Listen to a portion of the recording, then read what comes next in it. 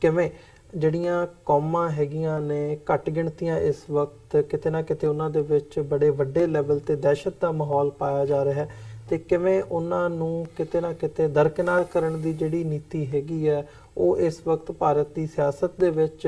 ਨਜ਼ਰ ਆ ਰਹੀ ਹੈ। ਸੋ ਇਸ ਬਾਬਤ ਤੇ ਓਵਰਆਲ ਜਦੋਂ ਅਸੀਂ ਸਾਊਥ ਏਸ਼ੀਅਨ ਕੰਟੈਕਸਟ ਦੇ ਵਿੱਚ ਦੇਖਦੇ ਹਾਂ ਚਾਈਨਾ ਪਾਕਿਸਤਾਨ ਤੇ ਇੰਡੀਆ ਦੀ ਜਿਹੜੀ ਇਸ ਵਕਤ ਸਿਚੁਏਸ਼ਨ ਹੈਗੀ ਹੈ ਆਪਸੀ ਰਿਲੇਸ਼ਨਸ ਨੇ ਉਹ ਕਿਸ ਦਿਸ਼ਾ ਦੇ ਵੱਲ ਨੂੰ ਵਧ ਰਹੇ ਨੇ ਇਸ ਬਾਬਤ ਅੱਜ ਇਸ ਪੈਨਲ ਡਿਸਕਸ਼ਨ ਦੇ ਵਿੱਚ ਅਸੀਂ ਵਿਚਾਰ ਚਰਚਾ ਕਰਾਂਗੇ। ਸਾਰੀ ਗੱਲਬਾਤ ਦੇ ਲਈ ਅੱਜ ਸਾਡੇ ਨਾਲ ਖਾਲਿਸਤਾਨ ਅਫੇਅਰਸ ਸੈਂਟਰ ਦੇ ਸੰਚਾਲਕ ਡਾਕਟਰ ਅਮਰਜੀਤ ਸਿੰਘ ਤੇ ਸੀਨੀਅਰ ਜਰਨਲਿਸਟ ਸਲੀਮ ਮਲਿਕ ਸਾਹਿਬ ਸਾਡੇ ਨਾਲ ਇਸ ਵਕਤ ਸਾਡੇ ਸਟੂਡੀਓ ਦੇ ਵਿੱਚ ਮੌਜੂਦ ਨੇ। ਆਓ ਇਹਨਾਂ ਨਾਲ ਮਿਲ ਕੇ ਅੱਜ ਦੀ ਜਿਹੜੀ ਇਹ ਵਿਚਾਰ ਚਰਚਾ ਹੈਗੀ ਹੈ ਉਹਦੀ ਸ਼ੁਰੂਆਤ ਕਰਦੇ ਹਾਂ। ਮਲਿਕ ਸਾਹਿਬ ਡਾਕਟਰ ਸਾਹਿਬ ਤੁਹਾਡਾ ਦੋਵਾਂ ਦਾ ਸਵਾਗਤ ਹੈ। ਮਲਿਕ ਸਾਹਿਬ अस्सलाम वालेकुम। डॉक्टर साहब खालसा वाहिगुरू जी की फतेह जी। मेहरबानी।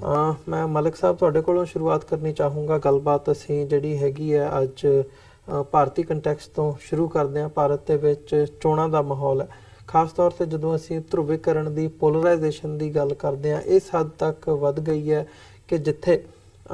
ਅੱਤਵਾਦ ਦੀ ਗੱਲ ਆਉਂਦੀ ਹੈ ਟੈਰਰਿਜ਼ਮ ਦੀ ਗੱਲ ਆਉਂਦੀ ਹੈ ਉੱਥੇ ਹੁਣ ਜਿਹੜੇ ਸਮਝੌਤਾ ਬੰਬ ਬਲਾਸਟ ਹੋਏ ਸੀ ਜਾਂ ਅਜਮੇਰ ਸ਼ਰੀਫ ਬੰਬ ਬਲਾਸਟ ਸੀਗੇ ਉਹਨਾਂ ਕੇਸਿਸ ਦੀ ਅਸੀਂ ਪਿਛਲੇ ਸੈਗਮੈਂਟ ਦੇ ਵਿੱਚ ਵੀ ਜ਼ਿਕਰ ਕੀਤਾ ਸੀਗਾ। ਪਰ ਇਸ ਵਕਤ ਬੀਜੇਪੀ ਵੱਲੋਂ ਸਾਧਵੀ ਪ੍ਰਗਿਆ ਠਾਕੁਰ ਨੂੰ ਭੋਪਾਲ ਤੋਂ ਜਿਹੜਾ ਹੈ ਉਹਨਾਂ ਨੂੰ ਜਿਹੜੀ ਉਮੀਦਵਾਰ ਐਲਾਨਿਆ ਗਿਆ। ਇੱਕ ਵੱਡਾ ਫੈਕਟ ਹੈ ਕਿ ਜਿਹਦੇ ਤੇ ਇਹ ਇਲਜ਼ਾਮ ਹੋਵੇ ਹਿੰਦੂਤਵਾ ਟੈਰਰਿਜ਼ਮ ਦਾ ਕਿ ਉਹਨਾਂ ਨੇ ਟੈਰਰਿਸਟ ਐਕਟੀਵਿਟੀਜ਼ ਦੇ ਵਿੱਚ ਸ਼ਮੂਲੀਅਤ ਕੀਤੀ ਹੈ ਤੇ ਉਹ ਦੋਸ਼ ਹਜੇ ਅਦਾਲਤ ਦੇ ਵਿੱਚ ਪੈਂਡਿੰਗ ਨੇ, ਉਹ ਜ਼ਮਾਨਤ ਤੇ ਬਾਹਰ ਨੇ ਤੇ ਉਹਨਾਂ ਨੂੰ ਉਮੀਦਵਾਰ ਬਣਾਇਆ ਗਿਆ। ਤੁਸੀਂ ਇਸ ਪਾਰਟ ਨੂੰ ਜਦੋਂ ਅਸੀਂ ਸੋਸਾਇਟੀ ਦੇ ਵਿੱਚ ਪੋਲਰਾਈਜੇਸ਼ਨ ਦੀ ਗੱਲ ਕਰਦੇ ਹਾਂ ਜਿਸ ਹੱਦ ਤੱਕ ਉਹ ਜਾ ਚੁੱਕੀ ਹੈ ਕਿਵੇਂ ਐਨਾਲਾਈਜ਼ ਕਰਦੇ ਹੋ? ਦੇਖੋ ਇੱਕ ਹੁੰਦੀ ਹੈ ਸਿਵਲਾਈਜ਼ ਪੋਲਰਾਈਜੇਸ਼ਨ ਜਿਹਦੀ ਮਿਸਾਲ ਹੈ ਅਮਰੀਕਾ ਤੇ ਕੈਨੇਡਾ ਜਿੱਥੇ ਅਸੀਂ ਬੈਠੇ ਹੋਏ ਆ। ਇੱਕ ਮਿਸਾਲ ਜਿਹੜੀ ਆ ਇੰਡੀਆ ਦੇ ਅੰਦਰ ਬੀਜੇਪੀ ਦੀ ਗਵਰਨਮੈਂਟ ਹੈ ਜਿਹੜੇ ਇਲੈਕਸ਼ਨ ਹੋ ਰਹੇ ਆ ਸੈਕੰਡ ਜਿਹਦਾ ਮਰਹਲਾ ਕੱਲ ਤੈਅ ਹੋਇਆ 90 ਤੋਂ ਜ਼ਿਆਦਾ ਜਗ੍ਹਾ ਤੇ ਉੱਥੇ ਪੋਲਿੰਗ ਹੋਈ ਆ ਤੇ ਉਹ ਇਹ ਸੈੱਟ ਬੇਸਿਕਲੀ ਉਹ ਇਹ ਬਤਾਨਾ ਚਾਹ ਰਹੇ ਆ ਇੰਡੀਆ ਦੀ ਜਿਹੜੀ ਮਾਸ ਮੈਜੋਰਿਟੀ ਹੈ ਨੋ ਡਾਊਟ ਕਿ ਉਹ ਹਿੰਦੂ ਧਰਮ ਨੂੰ ਫਾਲੋ ਕਰਦੀ ਹੈ ਤੇ ਖਾਸ ਤੌਰ ਤੇ ਉਹ ਜਿਹੜੀ ਛੋਟੇ ਕੌਮਾਂ ਦੇ ਲੋਕ ਆ ਜਿਹੜੇ ਯੂਪੀ ਬਿਹਾਰ ਤੇ ਦੂਸਰੀ ਜਗ੍ਹਾ ਤੇ ਗੇਮ ਚੇਂਜਰ ਹੋ ਸਕਦੇ ਆ। ਜਿਸ ਤਰ੍ਹਾਂ ਪਿਛਲੇ 2014 ਦੇ ਇਲੈਕਸ਼ਨ ਦੇ ਅੰਦਰ 71 ਸੀਟਾਂ ਯੂਪੀ ਤੋਂ ਬੀਜੇਪੀ ਨੇ ਨਫ਼ਰਤ ਦੀ ਬੁਨਿਆਦ ਤੇ ਡਰ ਲੋਕਾਂ ਦੇ ਜ਼ਿਹਨ ਦੇ ਅੰਦਰ ਪਾ ਕੇ ਜਿੱਤੀਆਂ ਸੀ। ਉਹ ਚਾਹੁੰਦੇ ਕਿ ਉਸ ਡਰ ਨੂੰ ਦੁਬਾਰਾ ਕਾਇਮ ਰੱਖਿਆ ਜਾਏ ਤੇ ਇਹ ਜਿਹੜੀ ਗਾਲਵਨ ਭੋਪਾਲ ਤੋਂ ਮੇਰੇ ਖਿਆਲ ਇਹ ਲੋਕ ਸਭਾ ਦੀ ਇਲੈਕਸ਼ਨ ਤੇ ਖੜੇ ਹੋਏ ਆ ਤੇ ਕੱਲ ਹੀ ਮੈਂ ਯਾਨੀ ਸਵੇਰੇ ਹੀ ਅੱਜ ਦੇਖ ਰਿਹਾ ਸੀ ਕਿ ਉੱਥੇ ਇੱਕ ਜਲਸਾ ਸੀ। ਉੱਥੇ ਉਹ ਕਹਿ ਰਹੇ ਸੀ ਕਿ ਜਿਹੜਾ ਬੀਜੇਪੀ ਦੇ ਕਿਸੇ ਬੰਦੇ ਨੂੰ ਹੱਥ ਲਾਏਗਾ ਅਸੀਂ ਅੱਖਾਂ ਵੀ ਕੱਢ ਦਾਂਗੇ ਤੇ ਅਸੀਂ ਹੱਥ ਵੀ ਤੋੜ ਦਾਂਗੇ ਤੇ ਇਹ तमाम ਚੀਜ਼ਾਂ ਬੇਸਿਕਲੀ ਕਿ ਜਾਣਬੁੱਝ ਕੇ ਕਰਾਈਆਂ ਜਾਂਦੀਆਂ ਕਿਉਂਕਿ ਅਮਿਤ ਸ਼ਾਹ ਤੇ ਨਰਿੰਦਰ ਮੋਦੀ ਇਹਨਾਂ ਨੇ ਇਹ ਚੀਜ਼ ਸਮਝ ਲਈ ਹੈ ਕਿ ਮਾਈਟ ਇਜ਼ ਰਾਈਟ। ਜੰਗਲ ਦਾ ਕਾਨੂੰਨ ਹੈ ਕਿ ਇਲੈਕਸ਼ਨ ਦੇ ਅੰਦਰ ਚਲਾਓ ਜਿਹੜਾ ਪੈਸਿਆਂ ਤੋਂ ਖਰੀਦਿਆ ਜਾ ਸਕਦਾ ਜਿਸ ਤਰ੍ਹਾਂ ਇੰਡੀਆ ਦਾ ਤਕਰੀਬਨ ਮੋਰ ਦੈਨ 95% ਮੀਡੀਆ ਜਿਹੜਾ ਹੈ ਉਹ ਉਹਨਾਂ ਨੇ ਖਰੀਦ ਲਿਆ ਹੈ। ਅੱਛਾ ਹੁਣ ਜਦੋਂ ਤੁਸੀਂ ਗੱਲ ਕਰਦੇ ਹੋ ਘੱਟ ਗਿਣਤੀ ਵਾਲੇ ਲੋਕਾਂ ਦੀ ਤੇ ਉਹ ਮੁxtਲਿਫ ਪੰਜਾਬ ਨੂੰ ਛੱਡ ਕੇ ਪੰਜਾਬ ਦੇ ਅੰਦਰ ਇੱਕ ਯਾਨੀ ਨਜ਼ਰ ਆਉਂਦਾ ਕਿ ਖਾਸ ਮੈਜੋਰਿਟੀ ਜਿਹੜੀ ਆ ਉਹ ਸਿੱਖ ਧਰਮ ਨੂੰ ਫਾਲੋ ਕਰਦੀ। ਉਹਦੇ ਇਲਾਵਾ ਜਿੰਨੀ ਵੀ ਦੂਜੀ ਸਟੇਟਾਂ ਉੱਥੇ ਜਿਹੜੀ ਘੱਟ ਗਿਣਤੀ ਦੇ ਲੋਕ ਆ ਉਹ ਡਿਵਾਈਡ ਆ। ਯੂਪੀ ਦੇ ਅੰਦਰ ਮੁਸਲਮਾਨਾਂ ਦੀ ਆਬਾਦੀ ਹੈ, ਬੰਗਾਲ ਦੇ ਅੰਦਰ ਮੁਸਲਮਾਨਾਂ ਦੀ ਉਹ ਯਾਨੀ 15 ਤੋਂ 20% ਲੇਕਿਨ ਉਹ ਇੱਕ ਦੋ ਸੀਟਾਂ ਤੇ ਦੇ ਅਸਰ ਅੰਦਾਜ਼ ਹੁੰਦੇ ਆ। ਲੇਕਿਨ ਜਦੋਂ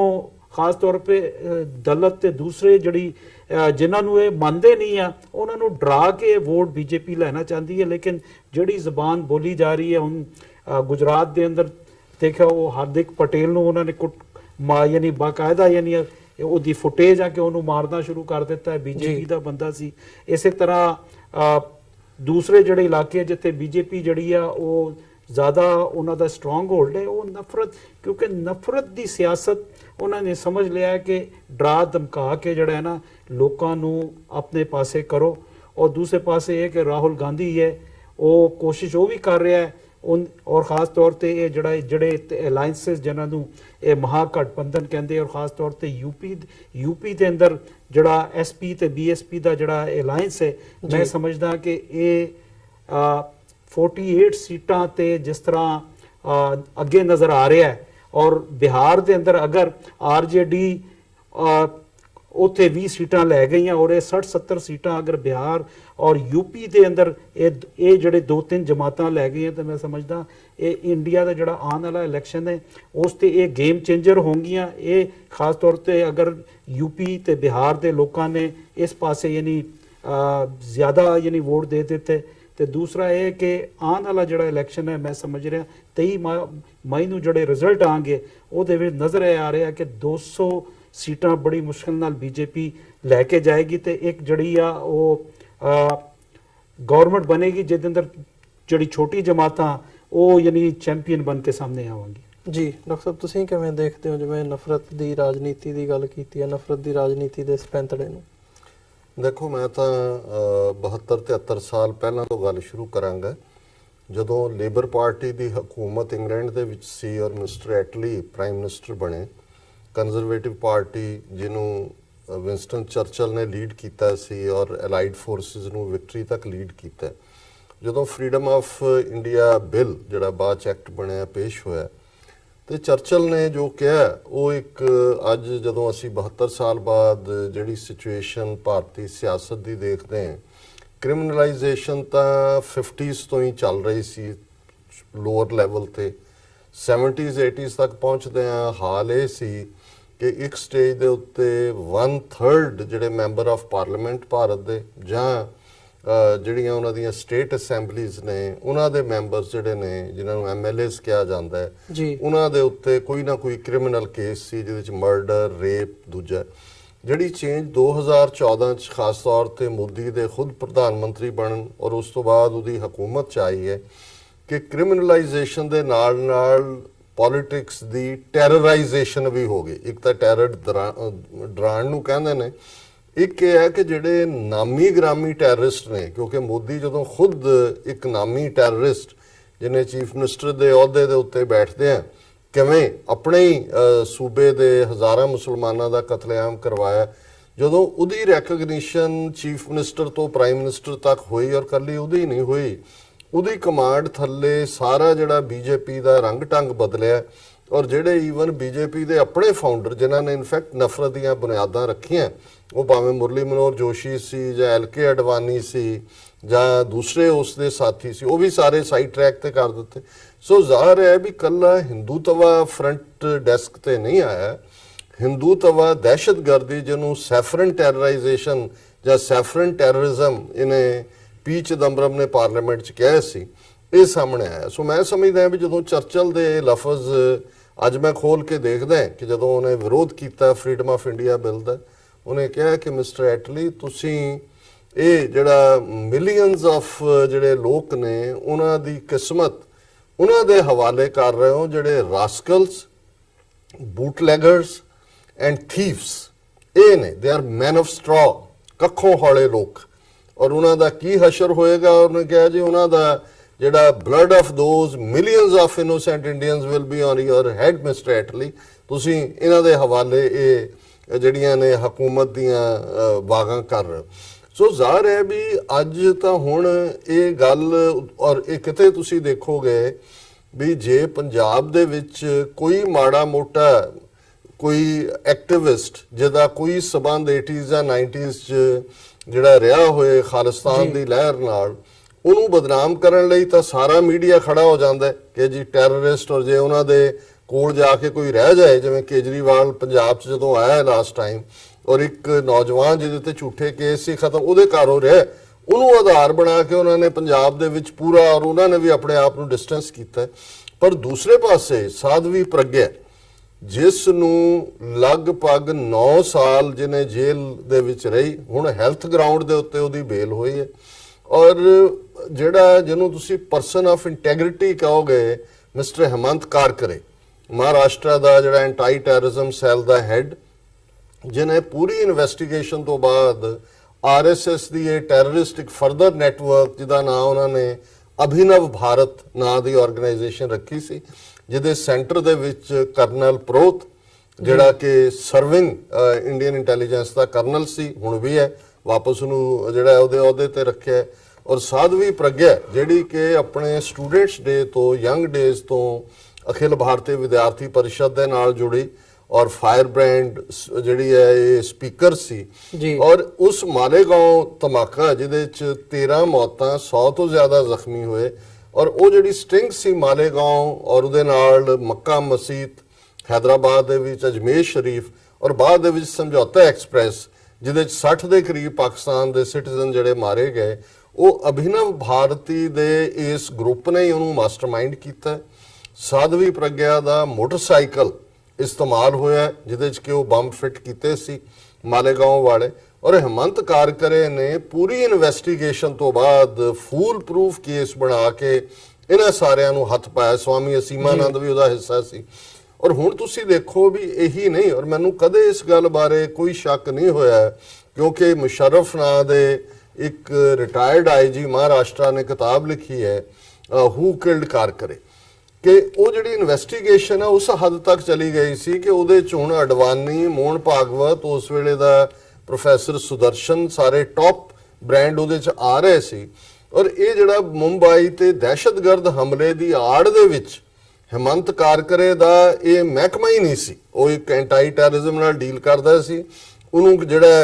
ਜਿਹੜਾ ਉਹ ਗੋਲੀਆਂ ਕਿਤੇ ਹੋਰ ਚੱਲ ਰਹੀਆਂ ਨੇ, ਉਹਨੂੰ ਕਿਸੇ ਹੋਰ ਡਾਇਰੈਕਸ਼ਨ 'ਚ ਸੱਦਿਆ ਜਾਂਦਾ ਜੀ। ਸੋ ਜ਼ਾਹਰ ਹੈ ਉਹਦਾ ਮਰਡਰ ਕੀਤਾ ਗਿਆ। ਇਹੀ ਕਾਰਨ ਹੈ ਉਹਦੀ ਵਾਈਫ ਨੇ ਕਿਸੇ ਨੂੰ ਵੀ ਐਂਟਰਟੇਨ ਕਰਨ ਤੋਂ ਨਾ ਕਰ ਦਿੱਤਾ ਸੀ, ਕੋਈ ਅਵਾਰਡ ਨਹੀਂ ਸੀ ਲਿਆ, ਔਰ ਇਵੈਂਚੁਅਲੀ ਜਿਹੜਾ ਉਹ ਵਿਚਾਰੀ ਦੁਖੀ ਹੋ ਕੇ ਕੈਂਸਰ ਦੇ ਨਾਲ ਮਰੀ ਕਿਉਂਕਿ ਉਹਨੂੰ ਕੋਈ ਸ਼ੱਕ ਨਹੀਂ ਸੀ ਕਿ ਵੀ ਉਹਦੇ ਘਰ ਵਾਲੇ ਦਾ ਮਰਡਰ ਜਿਹੜਾ ਉਹ ਇਹਨਾਂ ਨੇ ਹੀ ਕਰਵਾਇਆ ਹਕੂਮਤ ਦੇ ਨਾਲ ਮਿਲ ਕੇ। ਔਰ ਤੁਸੀਂ ਅੱਜ ਦੇਖੋ ਜਿਹੜੀ ਉਹਨੇ ਪਹਿਲੀ ਸਟੇਟਮੈਂਟ ਭੋਪਾਲ ਦੇ ਵਿੱਚ ਸਾਧਵੀ ਪ੍ਰਗਿਆ ਨੇ ਆਪਣੀ ਚੋਣ ਮੁਹਿੰਮ ਦੀ ਸ਼ੁਰੂਆਤ ਦਿੱਤੀ। ਉਹਨੇ ਕਿਹਾ ਜੀ ਕਿ ਮੈਨੂੰ ਜਦੋਂ ਫੜਿਆ ਗਿਆ, ਮੈਨੂੰ ਹਿਮੰਤ ਕਾਰਕਰੇ ਨੂੰ ਮੈਂ ਸਰਾਫ ਦਿੱਤਾ ਸੀ ਕਿ ਜਾ ਤੇਰੀ ਕੁੱਲ ਨਾਸ ਹੋਏ, ਔਰ ਤੁਸੀਂ ਦੇਖੋ ਕਿ ਮੇਰਾ ਸਰਾਫ ਉਹਨੂੰ ਲੱਗਾ, ਕਰਸ ਲੱਗਾ, ਔਰ ਉਹ ਜਿਹੜਾ ਬਿਲਕੁਲ ਉਹਦਾ ਸਭ ਕੁਝ ਨਾਸ ਹੋ ਗਿਆ। ਸੋ ਜ਼ਾਹਰ ਹੈ ਵੀ ਅੱਜ ਜਿਹੜੀ ਭਾਰਤੀ ਸਿਆਸਤ ਹੈ ਉਸ ਦਾ ਮੁਕੰਮਲ ਤੌਰ ਦੇ ਉੱਤੇ ਉਸ ਨੂੰ ਦਹਿਸ਼ਤਗਰਦਾਂ ਨੇ ਟੇਕ ਓਵਰ ਕਰ ਲਿਆ। ਦਹਿਸ਼ਤਗਰਦਾਂ ਦੇ ਨੋਮੀਨੀ ਨੇ ਇਹਨੂੰ ਇੱਥੋਂ ਭੋਪਾਲ ਤੋਂ ਖੜਾ ਕੀਤਾ। ਔਰ ਜਦੋਂ ਤੁਸੀਂ ਪੋਲਰਾਈਜੇਸ਼ਨ ਦੀ ਗੱਲ ਕੀਤੀ, ਭੋਪਾਲ ਦਾ ਜਿਹੜੀ ਕਿਸੇ ਵੇਲੇ ਇੱਕ ਰਿਆਸਤ ਸੀ, ਭੋਪਾਲ ਬੜੀ ਮਸ਼ਹੂਰ, ਔਰ ਅੱਜ ਵੀ ਜਿਹੜੀ ਭੋਪਾਲ ਦੀ ਪਾਰਲੀਮੈਂਟਰੀ ਕੰਸਟੀਚੁਐਂਸੀ ਹੈ ਜਿੱਥੋਂ ਦਿਗਵਿਜੇ ਸਿੰਘ ਨੂੰ ਇਹਨੇ ਫੀਲਡ ਕੀਤਾ ਕਾਂਗਰਸ ਨੇ, 5 ਲੱਖ ਮੁਸਲਮਾਨ ਵੋਟਰ ਹੈ, ਔਰ ਇਹਦੇ ਬਾਵਜੂਦ ਸਾਧਵੀ ਪ੍ਰਗਿਆ ਨੂੰ ਲਿਆ ਕੇ ਉੱਥੋਂ ਖੜਾ ਕਰਨ ਦਾ ਮਤਲਬ ਹੈ ਕਿਉਂਕਿ 13-14 ਲੱਖ ਵੋਟਰ ਐਵਰੇਜ ਕੰਸਟੀਚੁਐਂਸੀ ਚ ਹੁੰਦਾ ਹੈ। ਸੋ ਉਹਨਾਂ ਨੇ ਮੰਨ ਲਿਆ ਕਿ ਵੀ 5 ਲੱਖ ਚੋਂ ਜੇ 2-2.5 ਲੱਖ ਭੁਗਤ ਵੀ ਜਾਂਦਾ ਹੈ ਕਾਂਗਰਸ ਦੇ ਹੱਕ ਚ, ਬਾਕੀਆਂ ਨੂੰ ਇਹ ਦੱਸੋ ਕਿ ਜੀ ਇਹ ਹਿੰਦੂਤਵਾਦੀ ਰੱਖਿਅਕ ਹੈ। ਔਰ ਕਿਉਂਕਿ ਦਿਗਵਿਜੇ ਸਿੰਘ ਹਾਲਾਂ ਉਹ ਕੋਈ ਸਾਧ ਨਹੀਂ ਹੈ, ਉਹਦਾ ਵੀ ਜੇ ਸਿੱਖਾਂ ਬਾਰੇ ਉਹਦਾ ਟਰੈਕ ਰੈਕਡ ਕਾਂਗਰਸ ਲੀਡਰ ਹੁੰਦਿਆਂ ਦੇਖੀਏ ਤੇ ਉਹ ਇੰਦਰਾ ਗਾਂਧੀ ਦੇ ਵੀ ਕਰੀਬ ਸੀ ਔਰ ਹਰ ਚੀਜ਼ ਨੂੰ ਨਵੰਬਰ 84 ਨੂੰ ਵੀ ਜਸਟੀਫਾਈ ਕਰਦਾ ਰਿਹਾ। ਪਰ ਈਵਨ ਮੀਡੀਆ ਨੇ ਕਹਿਣਾ ਸ਼ੁਰੂ ਕਰ ਦਿੱਤਾ ਹੈ ਜੀ ਭੋਪਾਲ ਦੇ ਵਿੱਚ ਜਿਹੜੀ ਲੜਾਈ ਹੈ ਉਹ hard Hindutva versus soft Hindutva ਹੈ, ਔਰ ਇਹ ਜਿਹੜੀ ਪੋਲਰਾਈਜੇਸ਼ਨ ਹੈ ਉਹ ਇਸ ਬਿਨਾਂ ਦੇ ਉੱਤੇ ਹੀ ਹੈ। ਸਾਧਵੀ ਪ੍ਰਗਿਆ ਔਰ ਉਹਦੇ ਸਾਰੇ ਉਹ ਕਹਿ ਰਹੇ ਨੇ ਕਿ ਜੀ ਅਸੀਂ ਬਿਲਕੁਲ ਜਿਹੜਾ ਹੈ ਉਹ ਹਿੰਦੂਤਵਾ ਦੇ ਉੱਤੇ ਖੜੇ ਹੈ, ਉਹਦੇ ਲਈ ਜੋ ਵੀ ਕੁਝ ਕਰਨਾ ਪੈਂਦਾ ਹੈ ਉਹ ਅਸੀਂ ਕਰਾਂਗੇ। ਔਰ ਜਦੋਂ ਸਾਧਵੀ ਪ੍ਰਗਿਆ ਨੇ ਸਟੇਟਮੈਂਟ ਦਿੱਤੀ ਉੱਥੇ ਪਬਲਿਕ ਐਡਰੈਸ ਸਿਸਟਮ ਦੇ ਵਿੱਚ ਕਿ ਮੇਰਾ ਸ਼ਰਾਪ ਕਰਸ ਲੱਗਾ ਹੈ, ਉਹਨੂੰ ਬੇਸ਼ੱਕ ਜਿਹੜੀ ਇੰਡੀਅਨ IAS ਐਸੋਸੀਏਸ਼ਨ ਹੈ ਉਹਨੇ ਕੰਡੈਮ ਕੀਤਾ ਹੈ ਇਹਨੂੰ ਕਿ ਵੀ ਇੱਕ ਪਾਸੇ ਤੁਸੀਂ ਉਹਨੂੰ ਸਿਵਲ ਬਰੇਵਰੀ ਦਾ ਅਵਾਰਡ ਦਿੱਤਾ ਹੋਇਆ, ਮਾਰਟੀਰ ਬਣਾਇਆ ਹੋਇਆ, ਔਰ ਬੀਜੇਪੀ ਨੇ ਸਟੇਟਮੈਂਟ ਨਾਲ ਦੀ ਨਾਲ ਦਿੱਤੀ ਹੈ ਕਿ ਜੀ ਅਸੀਂ ਉਹਨੂੰ ਸ਼ਹੀਦ ਮੰਨਦੇ, ਪਰ ਕਿਉਂਕਿ ਸਾਧਵੀ ਪ੍ਰਗਿਆ ਨੇ ਹਿਮੰਤ ਕਾਰਕਰੇ ਦੇ ਹੱਥਾਂ 'ਚ ਫਿਜ਼ੀਕਲ ਔਰ ਮੈਂਟਲ ਟੌਰਚਰ ਸਹਿ, ਇਹ ਉਹਦਾ ਆਪਣਾ ਇੰਡੀਵਿਜੂਅਲ ਓਪੀਨੀਅਨ ਹੈ, ਉਹਦਾ ਨਿੱਜੀ ਖਿਆਲ ਨੇ। ਸੋ ਜ਼ਾਹਰ ਹੈ ਕਿ ਭਾਰਤ ਦੀ ਸਿਆਸਤ ਮੁਕੰਮਲ ਤੌਰ ਦੇ ਉੱਤੇ ਹਿੰਦੂਤਵੀ ਦਹਿਸ਼ਤਗਰਦਾਂ ਦੇ ਹੱਥ 'ਚ ਆਈ ਹੋਈ ਹੈ। ਨਤੀਜੇ ਕੀ ਨਿਕਲਣਗੇ ਇਹ ਅਸੀਂ ਜਿਉਂ-ਜਿਉਂ ਇਹ ਵਿਚਾਰ ਚਰਚਾ ਅੱਗੇ ਚੱਲਦੀ ਹੈ ਫਿਰ ਮੈਂ ਇਸ ਦੇ ਉੱਤੇ ਆਪਣੀ ਟਿੱਪਣੀ ਕਰਾਂਗਾ। ਜੀ ਮਲਿਕ ਸਾਹਿਬ, ਖਾਸ ਤੌਰ ਤੇ ਘੱਟ ਗਿਣਤੀਆਂ ਦੇ ਹਵਾਲੇ ਨਾਲ ਜੇ ਦੇਖਣਾ ਹੋਵੇ, ਹਿੰਦੁਸਤਾਨ ਦੇ ਵਿੱਚ ਇੱਕ ਵੱਡੀ ਜਿਹੜੀ ਆਬਾਦੀ ਹੈ ਉਹ ਮੁਸਲਮਾਨਾਂ ਦੀ ਹੈ, ਮਾਈਨੋਰਿਟੀ ਦੇ ਵਿੱਚ ਹੈ, ਪਰ ਇੱਕ ਵੱਡੀ ਆਬਾਦੀ ਮੁਸਲਮਾਨਾਂ ਦੀ ਹੈਗੀ ਹੈ, ਸਿੱਖ ਵੀ ਨੇ, ਈਸਾਈ ਵੀ ਨੇ। ਘੱਟ ਗਿਣਤੀਆਂ ਦੇ ਹਵਾਲੇ ਨਾਲ ਜਿਹੜੀਆਂ ਡਿਵੈਲਪਮੈਂਟਸ ਹੋ ਰਹੀਆਂ ਨੇ, ਕਿੰਨੀਆਂ ਕੁ ਖਤਰਨਾਕ ਤੇ ਘਾਤਕ ਨਜ਼ਰ ਆਉਂਦੀਆਂ ਨੇ? ਦੇਖੋ, ਗੱਲ ਹੈ ਕਿ ਇੰਡੀਆ ਦੀ ਆਬਾਦੀ ਤਕਰੀਬਨ 1 ਕਰਬ ਤੇ 5 ਕਰੋੜ ਤੋਂ ਉੱਤੇ ਆ। ਕੋਈ ਕਹਿੰਦੇ 1 ਕਰੋੜ 300 ਮਿਲੀਅਨ 300 ਮਿਲੀਅਨ। ਅੱਛਾ, ਉਸ ਦਾ ਇਹ ਜਿਹੜੇ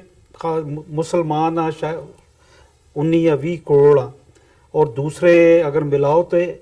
ਲੇਕਿਨ ਇਹ ਸਾਰੇ ਤਕਸੀਮ ਆ। ਮੈਂ ਜਿਸ ਤਰ੍ਹਾਂ ਗੱਲ ਕੀਤੀ ਕਿ ਸਿਰਫ ਪੰਜਾਬ ਨੂੰ ਛੱਡ ਕੇ ਪੰਜਾਬ ਦੇ ਅੰਦਰ ਇੱਕ ਖਾਸ ਕਬੀਲਾ, ਇੱਕ ਖਾਸ ਟ੍ਰਾਈਬ, ਸਾਡੇ ਪੰਜਾਬ ਦੇ ਲੋਕ ਜਿਹੜੇ ਆ ਉਹ ਨਜ਼ਰ ਆਉਂਦੇ ਆ ਮਾਸ ਮੈਜੋਰਿਟੀ ਦੇ ਅੰਦਰ। ਉਹਦੇ ਇਲਾਵਾ ਬਾਕੀ ਪੂਰਾ ਹਿੰਦੁਸਤਾਨ ਦੇ ਅੰਦਰ ਲੋਕ ਦੇਖੋ, ਲੋਕ ਡਿਵਾਈਡ ਆ। ਮੁਸਲਮਾਨ ਅਗਰ ਬਹੁਤ ਜ਼ਿਆਦਾ ਯੂਪੀ, ਬਿਹਾਰ, ਉਹਦੇ ਬਾਅਦ ਬੰਗਾਲ ਤੇ ਦੂਸਰੀ ਉਹ ਸਟੇਟਾਂ ਦੇ ਅੰਦਰ ਅਗਰ ਕਿਤੇ 15-17% ਹੈ ਤੇ ਉਹ ਬੇਸਿਕਲੀ ਦੇਖਿਆ ਜਾਏ ਤੇ ਮੁਸ਼ਕਿਲ ਨਾਲ ਇੱਕ ਜਿਹੜੀ ਸੀਟ ਹੈ ਐਮਐਲਏ ਦੀ ਉਹ ਜਿੱਤ ਨਹੀਂ ਸਕਦੇ। ਇਸ ਤਰ੍ਹਾਂ ਉਹਨਾਂ ਨੂੰ, ਹਾਂ, ਉਹ ਕਿਸੇ ਨੂੰ ਜਿਤਾਉਣ ਵਾਸਤੇ ਮੋਢਾ ਜ਼ਰੂਰ ਦੇ ਸਕਦੇ ਆ,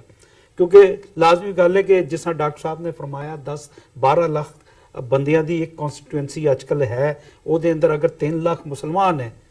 ਜਾਂ 4 ਲੱਖ ਮੁਸਲਮਾਨ ਹੈ ਕਿਸੇ ਮੈਜੋਰਿਟੀ ਏਰੀਆ ਦੇ ਅੰਦਰ, ਯੂਪੀ ਦੇ ਜਾਂ ਬਿਹਾਰ ਦੇ, ਉਹ ਧੱਕਾ ਤੇ ਦੇ ਸਕਦੇ ਆ, ਕਿਸੇ ਨੂੰ ਹੋਰ ਨੂੰ ਜਿਤਾ ਸਕਦੇ ਆ, ਜਾਂ ਉਹਨਾਂ ਦਾ ਕੋਈ ਮੁਸਲਮਾਨ ਕੈਂਡੀਡੇਟ ਅਗਰ ਬੀਐਸਪੀ ਦੇ ਨਾਲ ਹੈ ਜਾਂ ਆਰਜੇਡੀ ਦੇ ਨਾਲ ਹੈ ਜਾਂ ਕਾਂਗਰਸ ਦੇ ਨਾਲ ਹੈ ਜਾਂ ਮਮਤਾ ਬੈਨਰਜੀ ਦੇ ਨਾਲ ਹੈ, ਉਹ ਜਿੱਤ ਤੇ ਸਕਦਾ ਹੈ। ਲੇਕਿਨ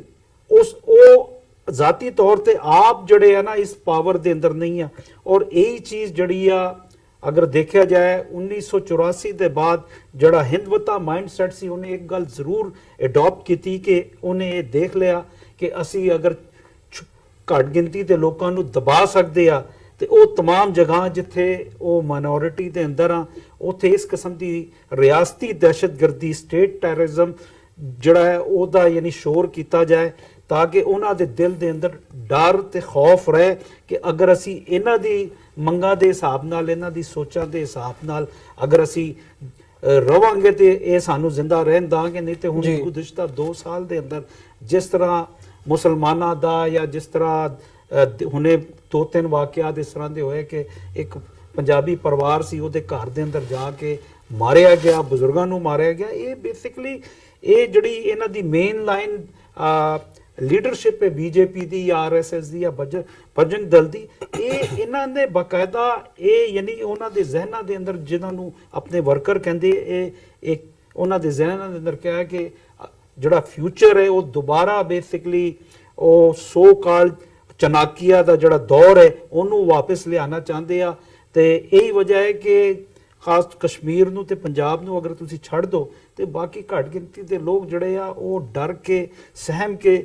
ਹਾਲਾਂਕਿ ਉਹਨਾਂ ਵਿੱਚੋਂ ਬਹੁਤ ਸਾਰੇ ਲੋਕ ਮੈਰਿਟ ਤੇ ਤਾਲੀਮ ਦੇ ਹਿਸਾਬ ਨਾਲ ਵੀ ਅੱਗੇ ਆਉਂਦੇ ਆ, ਲੇਕਿਨ ਚੂੰਕਿ ਇਸ ਕਿਸਮ ਦਾ ਮਾਹੌਲ 2014 ਦੇ ਇਲੈਕਸ਼ਨ ਦੇ ਅੰਦਰ ਹਿੰਦਵਤਾ ਦੇ ਨਾਂ ਤੇ ਬਣਾਇਆ ਗਿਆ ਹੈ ਉੱਥੇ। ਔਰ ਮਜ਼ੇ ਦੀ ਗੱਲ ਹੈ ਕਿ ਇਲੈਕਸ਼ਨ ਦੇ ਅੰਦਰ ਇਹ ਜਿਹੜਾ ਮੀਡੀਆ ਬੈਠਾ ਇੰਡੀਆ ਦਾ, ਇਹ ਸਾਰਾ ਬੀਜੇਪੀ ਨੇ ਖਰੀਦਿਆ ਹੋਇਆ। ਇਹ ਕਹਿੰਦੇ ਬੀਜੇਪੀ ਕੱਲੀ ਇਲੈਕਸ਼ਨ ਲਈ, ਬੀਜੇਪੀ ਦੇ ਨਾਲ ਤੇ ਦੂਜੀ 42 ਪਾਰਟੀਆਂ ਵੀ ਹੈ ਛੋਟੀਆਂ ਜਿਹੜੀਆਂ ਉਹਨਾਂ ਦੇ ਨਾਲ ਹੈ, ਉਹਨਾਂ ਦੀ ਗੱਲ ਨਹੀਂ ਕਰਦੇ, ਸਿਰਫ ਬੀਜੇਪੀ ਦੀ ਗੱਲ ਕਰਦੇ। ਤੇ ਇਹ ਅੱਜ ਕੱਲ ਕਿਸੇ ਕੌਮ ਨੂੰ ਜਾਂ ਕਿਸੇ ਨੂੰ ਖਰੀਦਣਾ ਹੈ ਤੇ ਤੁਸੀਂ ਉਸ ਮੁਲਕ ਦਾ ਮਾਸ ਯਾਨੀ ਜਿਹੜਾ ਮੈਜੋਰਿਟੀ ਮੀਡੀਆ ਹੈ ਉਹਨਾਂ ਨੂੰ ਖਰੀਦ ਲਓ, ਤੇ ਬੀਜੇਪੀ ਨੇ ਇਹੀ ਕੀਤਾ ਹੋਇਆ ਹੈ। ਕੱਲ ਮਮਤਾ ਬੈਨਰਜੀ ਦਾ ਮੈਂ ਇੱਕ ਬਿਆਨ ਟਾਈਮਜ਼ ਦੇ ਅੰਦਰ ਦੇਖ ਰਿਹਾ ਸੀ,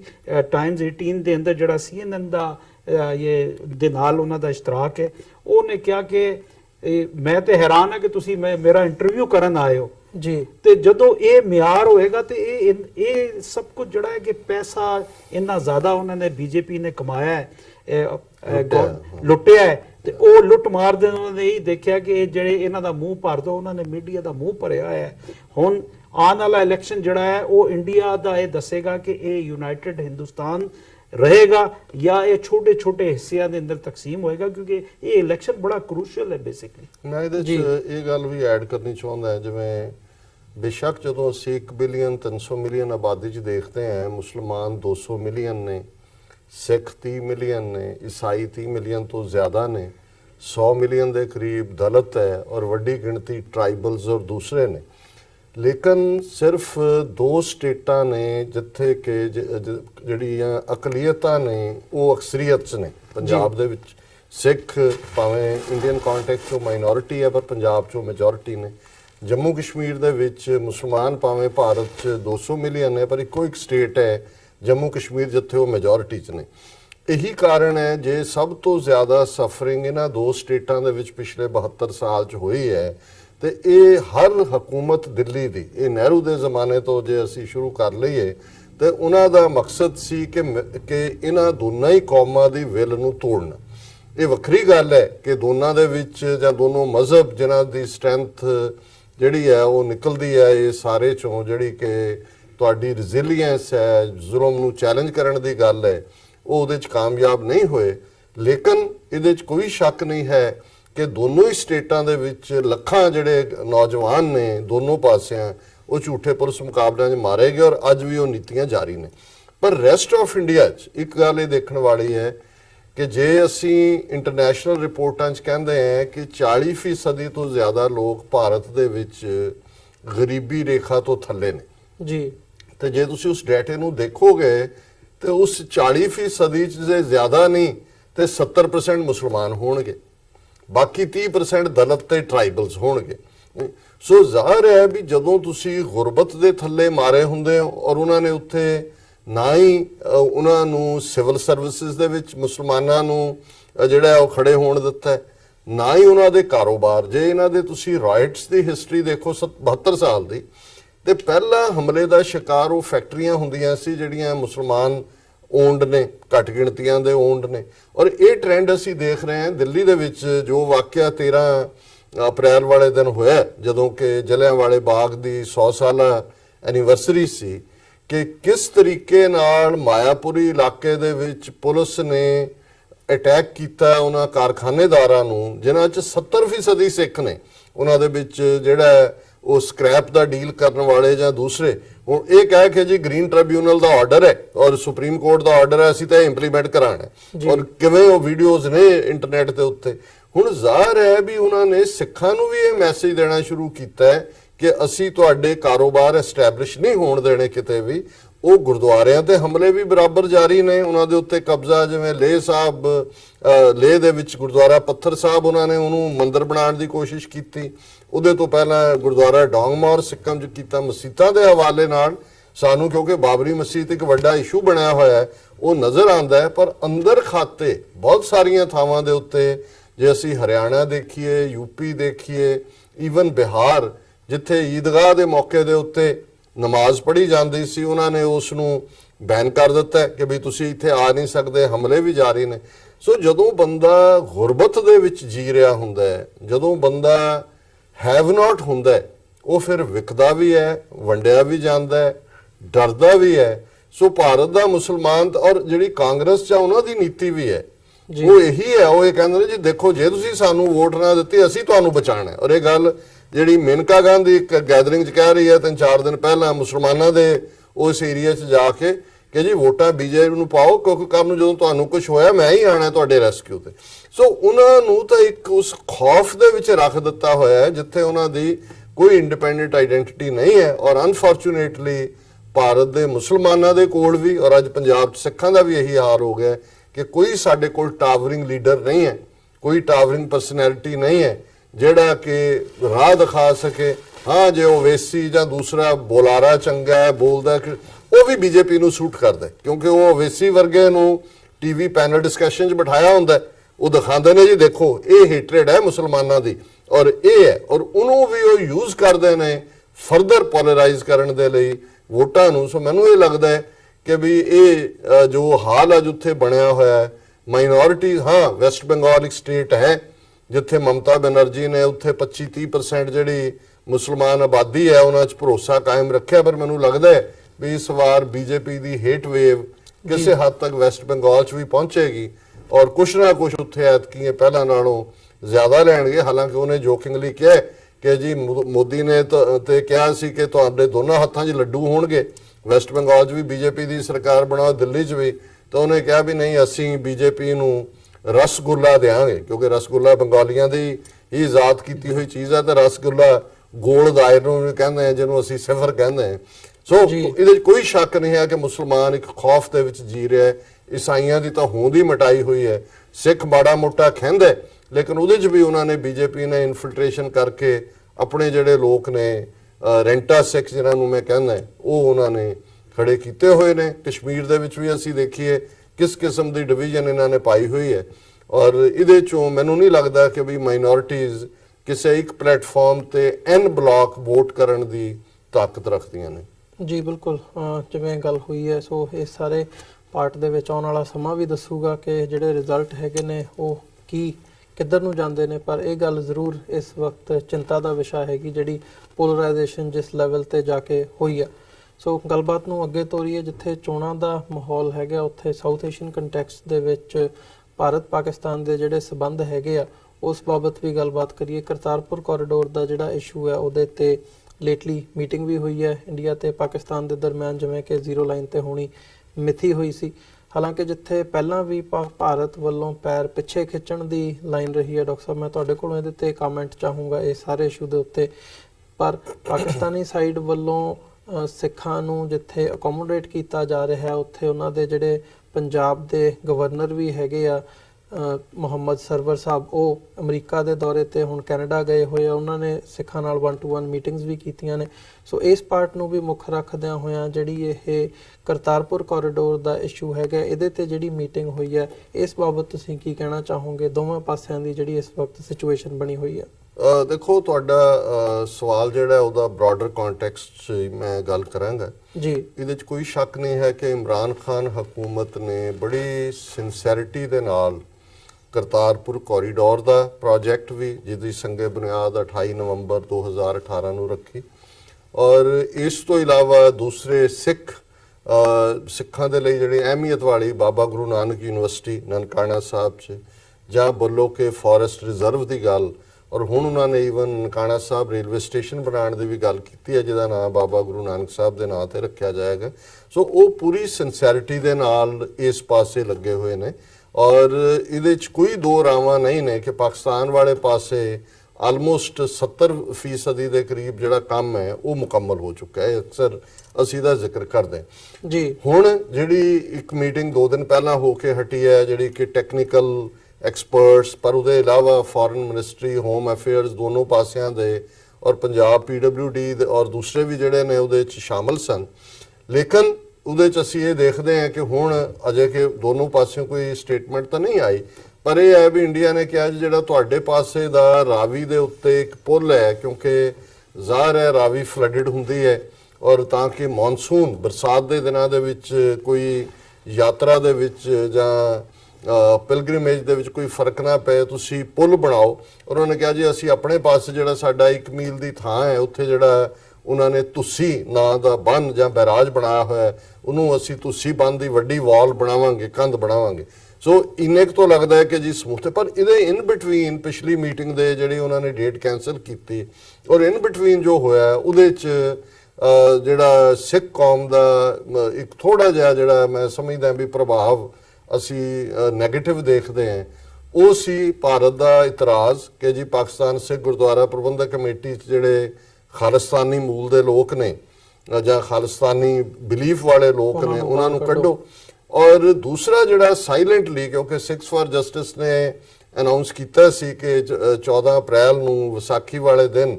ਗੁਰਦੁਆਰਾ ਪੰਜਾ ਸਾਹਿਬ ਹਸਨ ਅਬਦਾਲ ਤੋਂ ਰੈਫਰੈਂਡਮ 2020 ਦੀ ਰਜਿਸਟ੍ਰੇਸ਼ਨ ਮੁਹਿੰਮ ਸ਼ੁਰੂ ਹੋਏਗੀ। ਸਾਨੂੰ ਨਹੀਂ ਪਤਾ ਉਹਨਾਂ ਦੀ ਅੰਡਰਸਟੈਂਡਿੰਗ ਕਿਸ ਲੈਵਲ ਤੇ ਜਾਂ ਕੀ ਸੀ, ਪਰ ਇਹਦੇ 'ਚ ਕੋਈ ਸ਼ੱਕ ਨਹੀਂ ਹੈ ਕਿ ਉਹ ਮੌਕੇ ਦੇ ਉੱਤੇ ਉਹਦੀ ਆਗਿਆ ਨਹੀਂ ਦਿੱਤੀ ਗਈ, ਜਿਹਨੂੰ ਲੈ ਕੇ ਥੋੜੀ ਬਿਟਰਨੈਸ ਵੀ ਹੋਈ। ਔਰ ਇਹ ਕਿਤੇ ਨਾ ਕਿਤੇ ਲੱਗਦਾ ਹੈ ਕਿ ਪਾਕਿਸਤਾਨ ਦੀ ਹਕੂਮਤ ਇਸ ਗੱਲ ਨੂੰ ਯਕੀਨੀ ਬਣਾਉਣਾ ਚਾਹੁੰਦੀ ਹੈ ਕਿ ਕਰਤਾਰਪੁਰ ਕੋਰੀਡੋਰ ਹਰ ਹਾਲਤ ਦੇ ਵਿੱਚ ਮੁਕੰਮਲ ਹੋਏ, ਉਹਦੇ 'ਚ ਰੁਕਾਵਟ ਨਾ ਬਣੇ। ਔਰ ਉਹਦੇ 'ਚ ਹੋ ਸਕਦਾ ਹੈ ਇੰਡੀਅਨ ਗਵਰਨਮੈਂਟ ਦੇ ਇਤਰਾਜ਼ ਦੇ ਉੱਤੇ ਦੋਨੋਂ ਹੀ ਗੱਲਾਂ ਜਿਹੜੀਆਂ ਨੇ ਇਹਦੇ 'ਚ ਇਹ ਵੀ ਆਇਆ ਵੀ ਉਹਨਾਂ ਨੇ ਕਿਹਾ ਵੀ ਕੋਈ ਨਹੀਂ ਅਸੀਂ ਪਾਕਿਸਤਾਨ ਕਮੇਟੀ ਗੁਰਦੁਆਰਾ ਕਮੇਟੀ 'ਚੋਂ ਤਬਦੀਲ ਕਰ ਦੇਵਾਂਗੇ। ਅਜੇ ਕੋਈ ਪਬਲਿਕ ਸਟੇਟਮੈਂਟ ਤਾਂ ਨਹੀਂ ਆਈ, ਨਾ ਹੀ ਪਾਕਿਸਤਾਨ ਦੀ ਗਵਰਨਮੈਂਟ ਨੇ ਇਹ ਕਿਹਾ ਕਿ ਜੀ ਅਸੀਂ ਜਿਹੜਾ ਉੱਥੇ ਰੈਫਰੈਂਡਮ 2020 ਦੇ ਬੋਰਡ ਨਹੀਂ ਲੱਗਣ, ਪਰ ਜੇ ਨਹੀਂ ਲੱਗਣ ਦਿੱਤੇ ਜ਼ਾਹਰ ਹੈ ਕਿ ਜਿਹੜੀ ਮੀਟਿੰਗ ਫਾਈਨਲ ਹੋਈ 2 ਦਿਨ ਪਹਿਲੇ ਇੰਡੀਅਨਸ ਨੂੰ ਲੱਗਾ ਜੀ ਅਸੀਂ ਆਪਣਾ ਇਹ ਕਰ ਲਿਆ। ਸੋ ਮੈਨੂੰ ਇਹ ਲੱਗਦਾ ਵੀ ਇੱਕ ਪਾਸੇ ਅਸੀਂ ਫੇਥ ਵਾਲੇ ਲੋਕ ਹਾਂ, ਈਮਾਨ ਵਾਲੇ ਲੋਕ ਹਾਂ, ਸਾਨੂੰ ਇਹ ਲੱਗਦਾ ਵੀ ਜਦੋਂ ਰੱਬ ਚਾਹੁੰਦਾ ਹੈ ਤੇ ਨੋ ਮੈਟਰ ਕੌਣ ਕਿੰਨਾ ਬੁਰਾ ਚਾਹੇ, ਉਹ ਅਲਟੀਮੇਟਲੀ ਰੱਬ ਦੀ ਮਰਜ਼ੀ ਮੁਤਾਬਕ ਹੀ ਹੁੰਦਾ ਹੈ। ਔਰ ਬਾਬੇ ਨਾਨਕ ਦਾ 550 ਸਾਲ ਹੈ, ਜਿਹਦੇ ਨਾਲ ਕਰੋੜਾਂ ਸਿੱਖਾਂ ਦੀਆਂ ਭਾਵਨਾਵਾਂ ਵੀ ਜੁੜੀਆਂ ਹੋਈਆਂ ਨੇ, ਦੁਆਵਾਂ ਵੀ ਜੁੜੀਆਂ ਹੋਈਆਂ ਨੇ, ਪਾਕਿਸਤਾਨੀ ਹਕੂਮਤ ਦੀ ਸਿੰਸੈਰਿਟੀ ਔਰ ਪਾਕਿਸਤਾਨੀ ਲੋਕਾਂ ਦੇ ਵੀ। ਮੈਂ ਤਾਂ ਇਹ ਸਾਰੇ ਪੀਰੀਅਡ 'ਚ ਦੇਖਦਾ ਕਿ ਕਿਵੇਂ ਪਿਛਲੇ 7-8 ਮਹੀਨੇ ਦੇ ਵਿੱਚ ਕਿੰਨੀ ਵੱਡੀ ਤਬਦੀਲੀ ਹੋਈ ਹੈ, ਕਿੰਨੀ ਵੱਡੀ ਗੁੱਡਵਿਲ ਹੈ। ਪਰ ਮੈਨੂੰ ਕਿਉਂਕਿ ਇਹ ਚਾਣਕਿਆ ਪੁੱਤਰ ਨੇ, ਜਿਵੇਂ ਮਲਕ ਸਾਹਿਬ ਨੇ ਕਿਹਾ ਸੀ, ਜਿਹੜੇ ਸਾਮ-ਦਾਮ ਦੰਡ ਭੇਦ ਚਾਰਾਂ 'ਚ ਯਕੀਨ ਰੱਖਦੇ ਨੇ, ਔਰ ਬਹੁਤ ਕੁਝ ਜਿਹੜਾ ਉਹ ਡਿਪੈਂਡ ਕਰੇਗਾ ਪਾਰਲੀਮੈਂਟਰੀ ਚੋਣ ਨਤੀਜਿਆਂ ਤੋਂ ਬਾਅਦ ਵੀ। ਕਿਉਂਕਿ ਉਹਨਾਂ ਨੇ ਜਿਹੜੀ ਮਾੜੀ ਮੋਟੀ ਇਜਾਜ਼ਤ ਵੀ ਦਿੱਤੀ ਇੰਡੀਆ ਨੇ, ਇੱਕ ਤਾਂ ਪਾਕਿਸਤਾਨ ਦੀ ਅਨਾਉਂਸਮੈਂਟ ਤੋਂ ਬਾਅਦ ਇਹ ਕੰਪੈਲ ਹੋਏ, ਦੂਸਰਾ ਉਹ ਸਿੱਖ ਵੋਟਾਂ ਤੇ ਵੀ ਕਾਊਂਟ ਕਰ ਰਹੇ ਸੀ ਕਿ ਜੀ ਦੇਖੋ ਮੋਦੀ ਨੇ ਕਿਹਾ ਜੋ ਕਾਂਗਰਸ ਨਹੀਂ ਕਰ ਸਕੀ, ਜੋ ਦੂਜਾ ਨਹੀਂ ਕਰ ਸਕਿਆ। ਪਰ ਮੈਨੂੰ ਇਹ ਲੱਗਦਾ ਵੀ ਪੰਜਾਬ 'ਚ ਤਾਂ ਇਹ ਪਿੱਟਣ ਗਈ, ਬੀਜੇਪੀ ਤਿੰਨੋਂ ਸੀਟਾਂ ਹੀ ਲੂਜ਼ ਕਰੇਗੀ ਜਿਹੜੀ ਹੁਣ ਤੱਕ